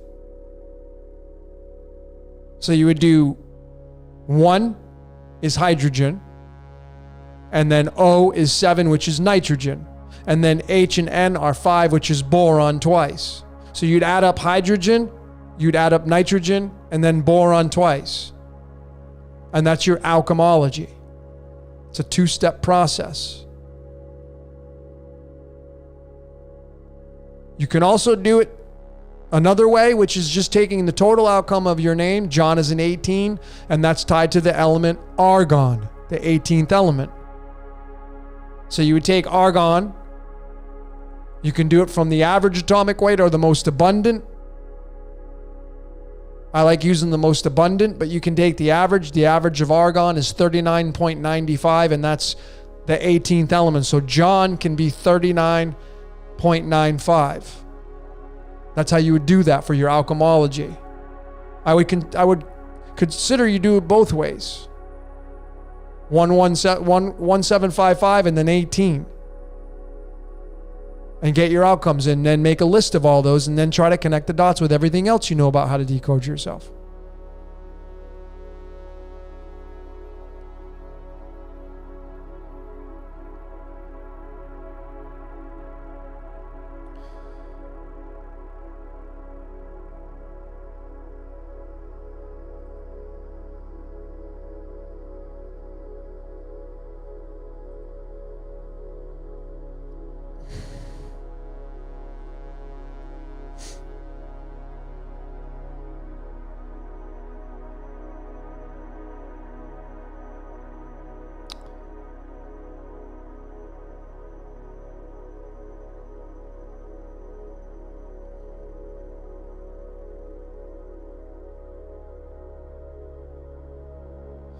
Palak, magnet, everything feels stuck right now in my life and I want to move forward, but the times are being an obstacle, blocking almost every way I can jump from my situation. Well, you just go, like the best way I can describe those of you that are going through what appears to be a downward slope, like you're down, you're going downward and you feel like there's no hope, you feel like there's no way out.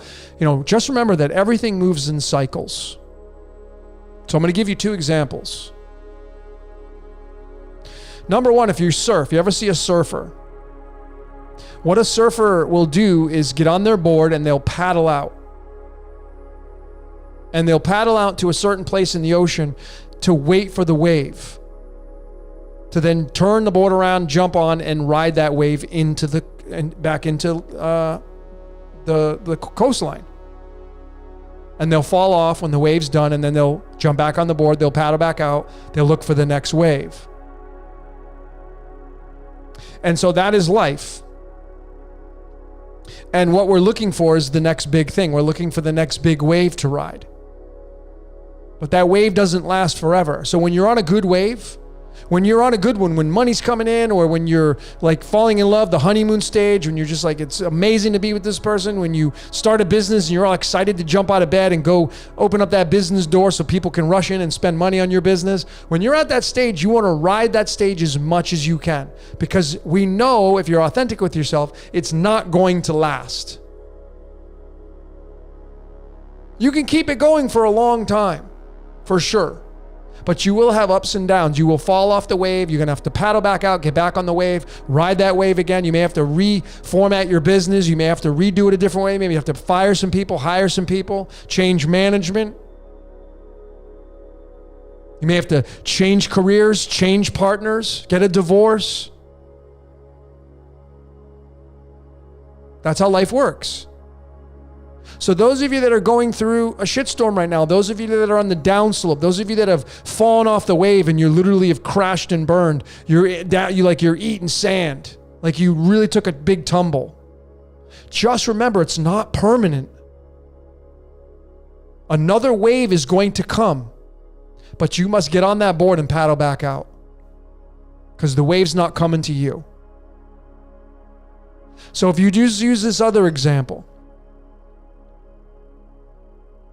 let's say you have a bottle of tequila in front of you and you're straight sober. Or if you don't like tequila, maybe you have a joint or a bowl to smoke. And you consume one or the other, the tequila or the bowl. Take a hit or a couple hits. What happens? You start off sober. You start off on the board, paddling out. You smoke or take that tequila. You paddle out.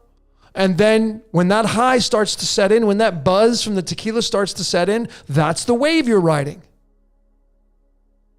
And you're going to reach what's called a peak point. The pinnacle of the wave, the pinnacle of the high, the pinnacle of the buzz, the pinnacle of the honeymoon stage, the pinnacle of the relationship, the pinnacle of your business, the pinnacle of your career. It's not going to last forever. And you ride that as long as you can. You ride that high. It's like, oh my God, I'm so high. I feel so good right now. And then what happens? You go up. You hit that pinnacle, and then the buzz, the high starts to wear off, and you start coming down. And you may take another hit, try to chase the dragon, as they say. You're never going to get back to that same point again, though. You need to be totally stone sober again. Wait another day to try it again. So those of you that are in shit, up Shit's Creek without I can't even say it. Up Shit's Creek without a paddle. Those of you that are in the depths of hell right now, it's not going to last forever. You're in a cycle. You got there, you're going to get out of there. However, remember that you cannot get on another wave unless you paddle out to that wave. It's going to be longer. You'll stay in the depths of hell if you keep focusing on it. You must paddle out of that. And that paddling is focusing on what you really want. Do a vision board. Go window shopping. Have no limitations. But a lot of people, they stay stuck in the pits of hell because they're focused on the pits of hell. They don't see a way out, so they stay stuck in the pits of hell. And that will just keep you there longer. Keep you there for a long time. So I hope that helps.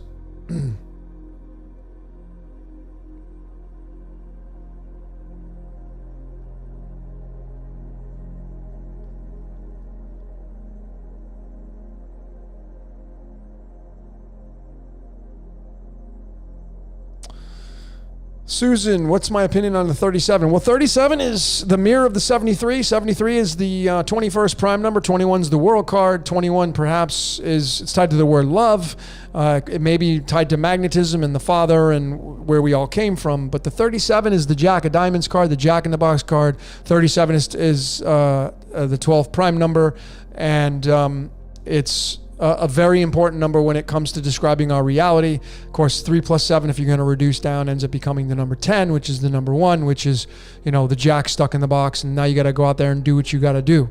That 37. So the 37, when you break them apart, like maybe you have a life path 37. When you break the 3 and 7 apart, you now have 3 and the 7. The 3 is all about creativity. Those of you that have birthdays on the 3rd, straight up 3s, you're typically very creative. You're probably going to be in some kind of musical field or graphic arts field or creative arts field, or maybe you're a cook or a chef, or or using your voice.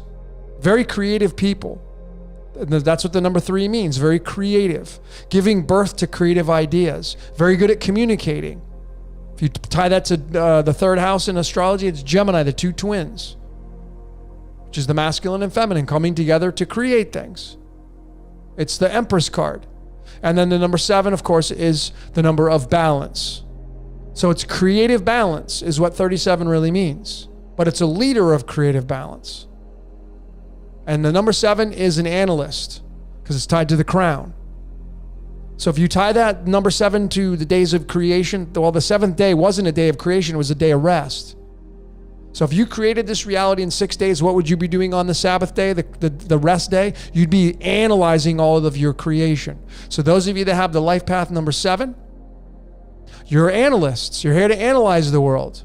You're here to look at and be a critiquer of the world. That's your job. So the 7 and the 3 is the analyzer and the creative analyzer. You analyze and then you create from that to make the world a better place. And you're a leader in that situation. So I hope that helps.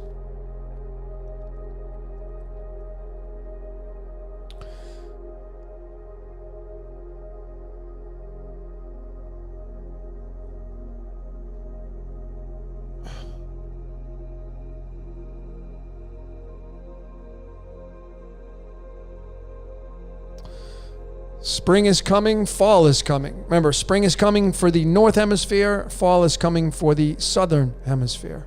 It's always a push-pull. Contraction, expansion.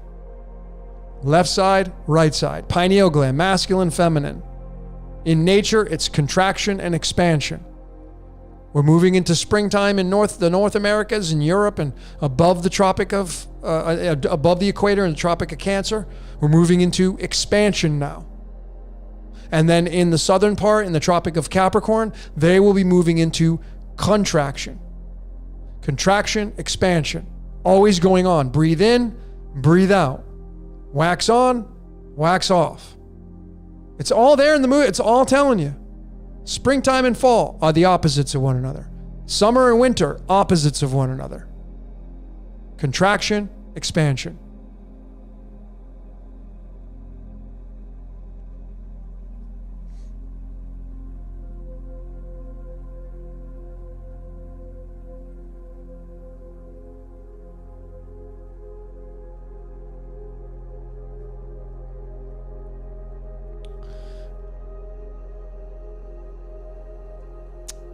Jay Catalyst, can I talk about the Queen of Diamonds? The Queen of Diamonds is the counterpart to the King Diamonds. It's card number 38. It's very interesting with the Queen of Diamonds because if you look at Washington, D.C., the nation's capital, the latitude, longitude of Washington, D.C. is 38 degrees north, 77 degrees on the longitude side. But the latitude is 38 degrees north, and the Queen Diamonds card is the 38th card in the deck. What's really fascinating it may be the Queen Bee card, the queen that rules the soul below.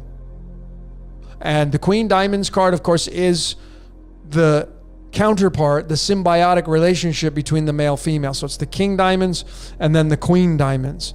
And the Queen Diamond is really, it's just the feminine energy of the king. So the queen can definitely be a boss in the entrepreneur kind of world as well. So I would study the Queen Diamonds just like I would with the king. It's the king and queen, or the male and female perspectives. And I would just go to it'sallinthecards.com and read about that Queen Diamonds.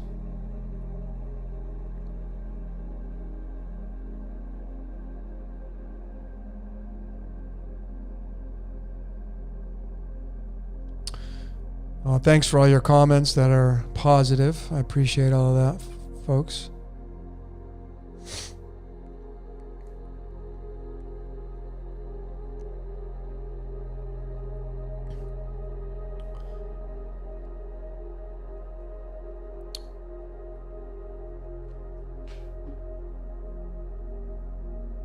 Okay.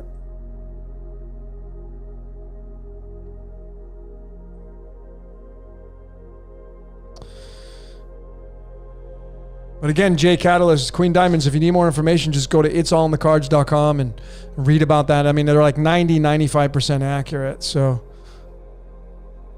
you want to go check that out and memorize that passage. Again, folks, this is a suggestion that I will give to each and every one of you great decoders here in this chat. If you go to it'sallinthecards.com, and let me digress and first say this to all of you. And the reason why I'm going to say this In the movie The Matrix, there was something that stood out very big to me. And it was when Neo, Keanu Reeves, had to fight Mr. Smith. So what he did was, he was programmed with Kung Fu to be a Kung Fu master. How did they give that to him? Well, they plugged him in, remember? They put him in the chair, they plugged him in, and Dozer uploaded Kung Fu mastery to his consciousness. And within seconds, he became a Kung Fu master. Now, we don't have the ability to be plugged in like that and have things instantly like a scratch ticket. So the very next thing that we can do to have that kind of situation happen is memorization, repetition. So I'm going to suggest to each and every one of you great decoders, those that are really looking to enhance your life, go to itsallinthecards.com, locate your birthday card, and memorize that passage. When you memorize it and you can say it verbatim, like if somebody says, hey, what does the Queen Diamonds mean? And you can just right off the cuff, you can tell them exactly what that card means, almost word for word. You have adopted that as your own. You have become that. And there will be nothing that will encroach into that as a truth that will supersede that truth. Not unless you say so.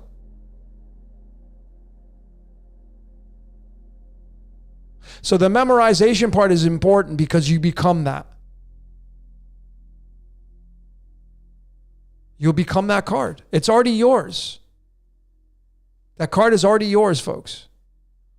But it's only partly yours until you memorize it. Some of you have some very powerful cards. I mean, they're all powerful, but they all are like snowflakes. They all have own individualistic traits. Some positive, some negative. Some things that will move you forward, some things that will hold you back. But if you're willing to embark on what I'm suggesting to you, you will become more in tune with your code, your source code. It's a very easy and quick way to do it. Lenore Oral, how do you find your birthday card? At the very top of this chat, I have pinned a website that you click on and you just find your birthday in that and you just memorize your card. It's very easy to do. It's 2 clicks of the mouse. 3, click on the website. Click on the next find more or learn about your card, and then just click on your birthday. 4 clicks, I think it'll be. Okay? All right. So I'm going to end this one short because I want to finish watching this movie, and I don't want to go to bed really too late tonight. So I know I didn't do any phone calls tonight. I'm not going to pull any personal cards for people. But what I will do is before I leave, I will, let's do a collective card pull. That way everybody gets to participate.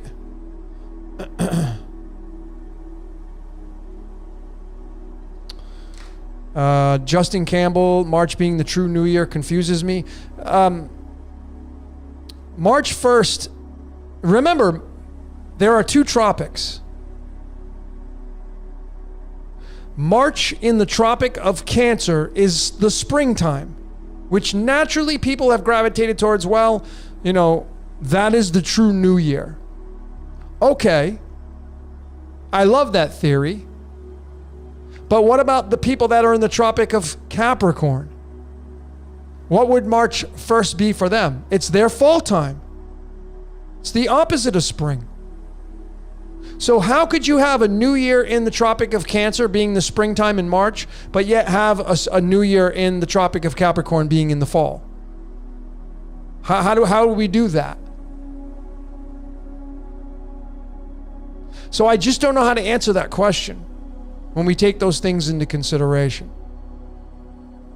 Because I know March, springtime means springing into action, planting seeds, planting your grass. The flowers are going to be blooming, but not in the Tropic of Capricorn.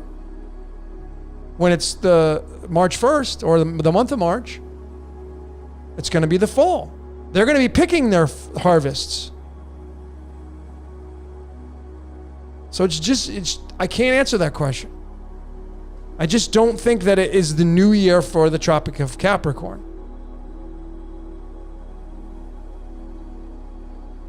So there could be 2 New Years.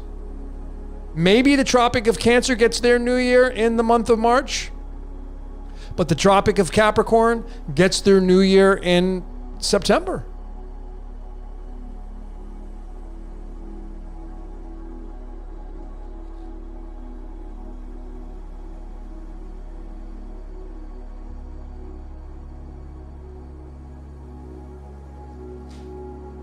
All right, so let's do a let's finish this great transmission with all of you. Thanks for sticking with me. Thanks for all your support, ladies and gentlemen. But let's do a conscious collective card pull to end this great transmission tonight. And I'm going to do like I do always. We're going to, or most of the time, I'm going to do the front, middle, and back, which is kind of representing the past, present, future, if you will, something to that effect. And what we're going to be doing tonight is, this is the first time you've been here, Collective Conscious Card Pull is where we all come together for about 30 seconds and we just think about one question together and what do you think the outcome's going to be, or what do you think, what are the things that you think we should be doing for this question. And I guess what I'm going to be bringing out to make it really easy on everybody, the question I want you to consider is, what do you think the most important thing the world should be doing to move it towards an ideal state of living for everybody? If you take into consideration everything in this reality that you know about, and of course this is going to start with you. So it's not, I'm not asking you to say the world collectively, because it really starts with you. But if you're already doing it, if you're doing your part, great. But what do you need to do? What's the most important thing for you to do to make your mark in the world, to make that ripple, to make the world a better place? If everybody really just turned off all the mainstream and stopped giving your energy to this magic and took that time that you put into the world stage in the mainstream and you put it onto new projects or new businesses you wanted to start or something constructive to make the world a better place, that's how we shift the planet. Politics exists because people pay attention to them. That's the primary foundational piece of politics. Governments exist because people believe in them. So what I'm going to ask you to do right now, I'm going to turn the music up a little bit, maybe close your eyes, get involved with this question. Let's collectively come together. The cards are going to speak irregardless, but the intention is, what would be the most important thing for you to do and the world collectively to move us towards the goal of making this world a better place? I'm going to cut the cards in half. There we go. I'm going to leave them on the table. So last time the question is, what do you need to do? What does the world need to do collectively to come together to make this world move in a better place, to make this world move in a forward progressive manner, to make this world move towards repair and heal and regenerate and rejuvenate? What is it we need to do together, collectively, to come together? And then what do you need to do on an individual basis?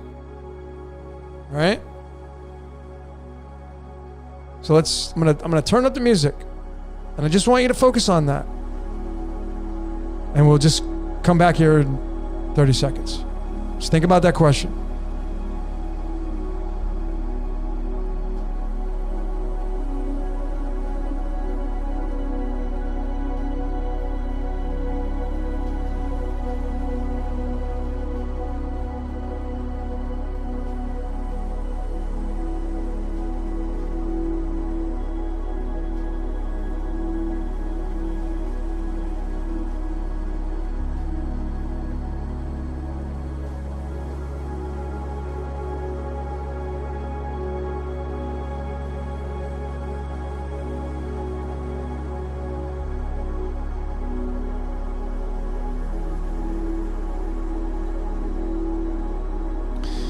All right.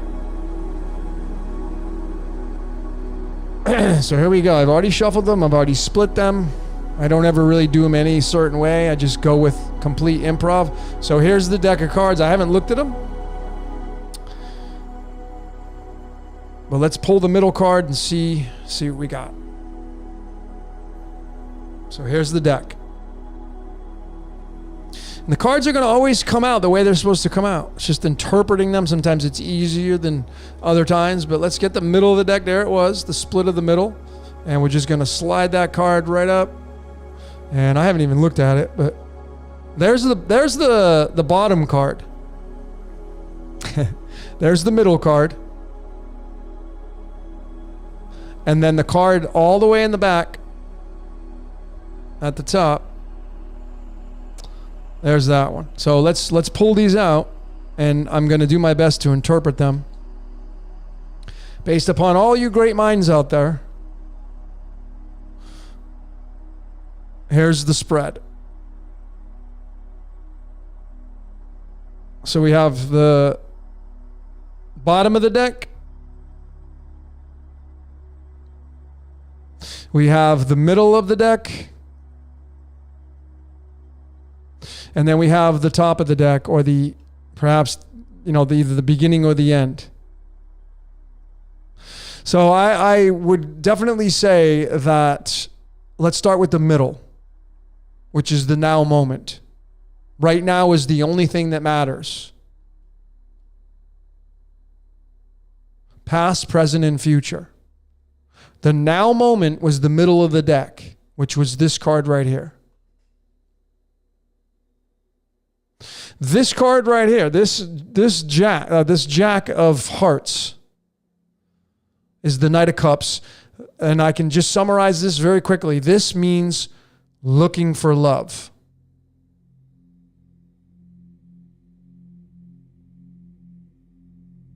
And remember, if you have watched my Two Thieves Decoded, this was one of the cards that was in the cross.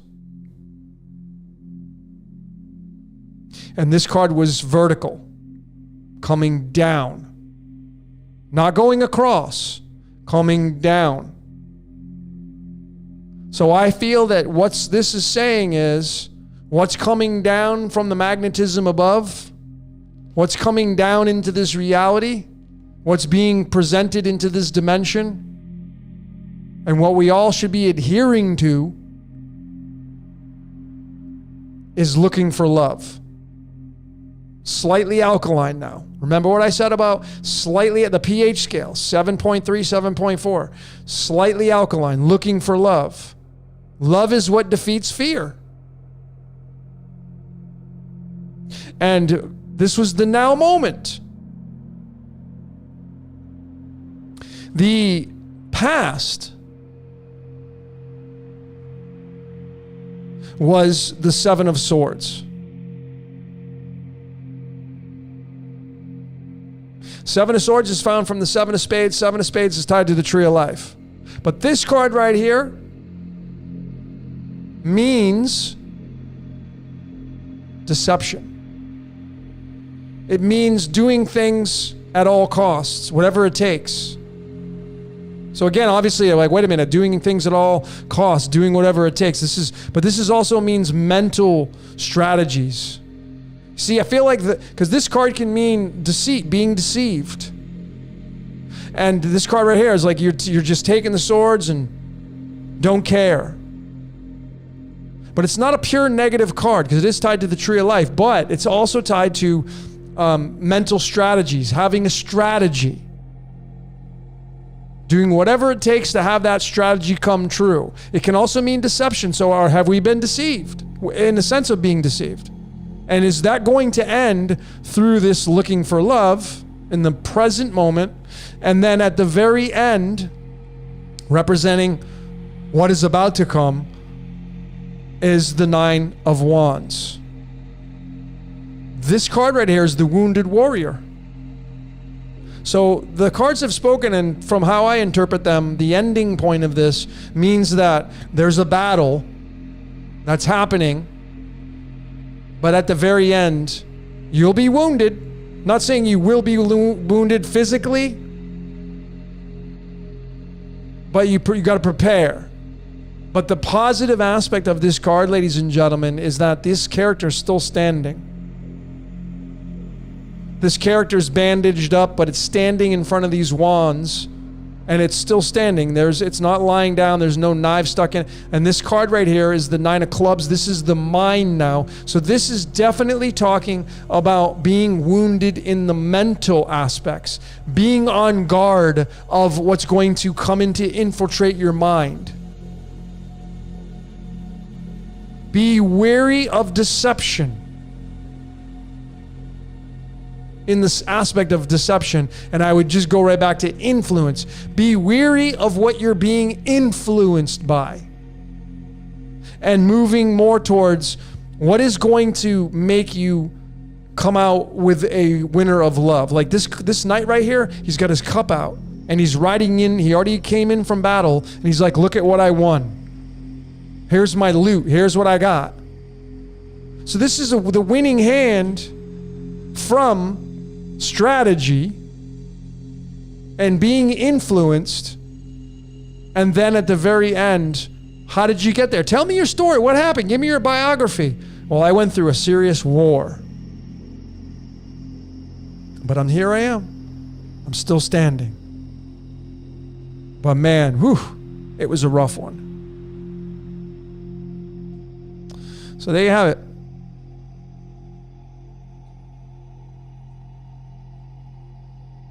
But that's what I see. I just think tell me your story. Well, my story is, that was a doozy. And are we headed into war? Are we going to head into World War III? And my suggestion to you, for all of you, and this is just my suggestion, try to stay away from that stuff. Because whatever you give your attention to feeds it. If you get emotionally involved with it, it magnifies it even more. Think about what I just said. If we are about to go into World War III, and I say if, right? I say if we are. Purely speculative. And you turn on the telly in the mainstream, or you engage in a chat on social media and you talk about it, you're feeding it. That's not my opinion. That's how magic works. Straight up 101. So if you want to be a servant to make this world a better place, take that energy that you would give to something that doesn't even deserve it and put it onto something that will really make the world a better place. Put it into yourself. Invest in you. Make your frequency go up. Study yourself. Decode yourself. Maybe enroll yourself in a personal development course. I can tell you right now, those of you that know me, I've been to Landmark many times. And right now, Landmark has opened their doors in Los Angeles, Seattle, and Chicago. You can enroll to their Landmark Forum courses. And I guarantee you will walk out of there a way different person before you walked in. And not for the worse, for the better in that context. So these are the suggestive models. There's a shitstorm coming.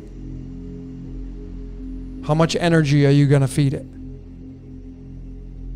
And you're going to have that urge.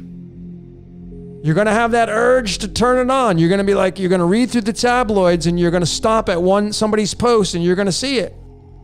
You're going to have that urge to read it and sympathize and get emotionally involved with it. Maybe comment on it. Do you have the master of your domain kind of situation where you can avoid that and skip past it? You know, I got a friend from the UK. She's here in Mexico. And her tagline is busy in paradise on her WhatsApp. Busy in paradise. She's like, she's from the UK. I'm not going back to the UK. Why would I want to do that when I don't have to? So she came to paradise. Decided to do that. Could do that. Did it. And turns off the outside world as much as possible. Because there's no changing that. It's going to unravel the way it unravels. The least amount of people that give that energy, the faster it unravels and goes bye-bye. So please do your part. Please study how magic works. And just remember what I said. Just be consciously aware of your now moment. If you're on social media, pay attention to how much time you're spending on there. And if you're on there, what are you giving your attention to? What are you feeding? Because you're feeding the wolf, and the wolf is going to get fed. So if you can be consciously aware of what's going on and really just like you're looking for love, what does love look like in your life? Well, it ain't fear, because fear is what drives the mainstream. It's the deciding emotion. It is the Mars energy that is the direct narrative. And the masculine energy chases after the feminine, chases the ass. It's just the way it is. We can have fun with this. So what is your masculine energy chasing after on a day-to-day basis? To impregnate, to create. Through the words you speak, through the spells you speak, through the ideas you create in your mind that move through the body, through the conversations you have with people that you know. This is all masculine energy out there for all of us, male or female, and it's going to move you towards, you're impregnating things. That's how magic works. If your eyes are glued to the television, you're impregnating that television with your masculine energy. Dominant, because that's what you're after, your ego.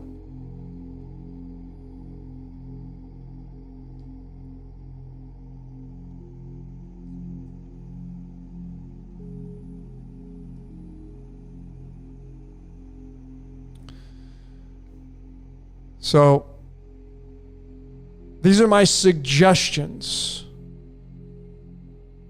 Okay? These are just my suggestions to all of you. I'm not saying that this is going to be a solution to your problems that you have or your challenges that you have, but if you just took the time you spend on feeding things that don't give anything back in return to you, and you put it into you put it into your personal life or your family or your kids, and decoded your kids and had fun or went on and did whatever, and you I'm telling you, your life would start to change.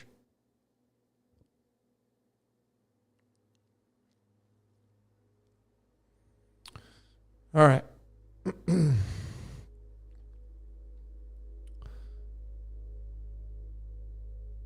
So, I think that's a wrap. Let's leave it off where I started it, back to the villages of the Ione City and the great band from Greece and their amazing album called Age of Aquarius, which I feel is what we're in right now. Just remember what I said, folks. Just suggestive models to all of you. What are you feeding?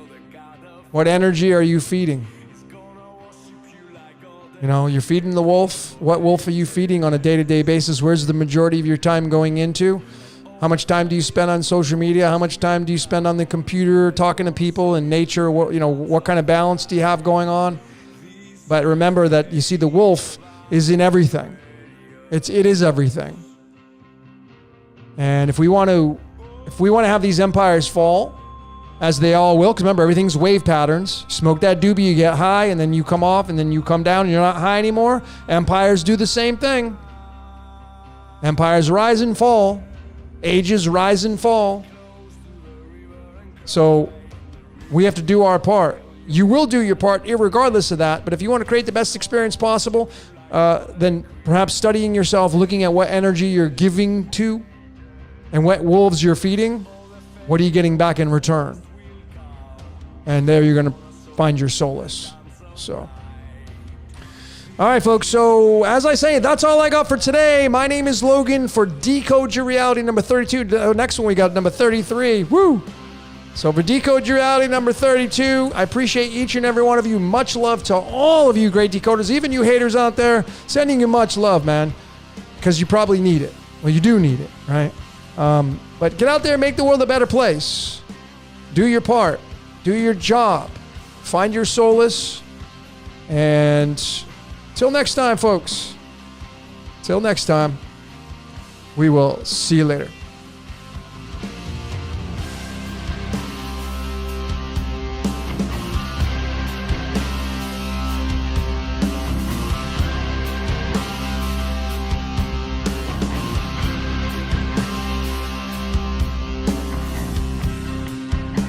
I'm coming out of river. I'm breathing out. I am finally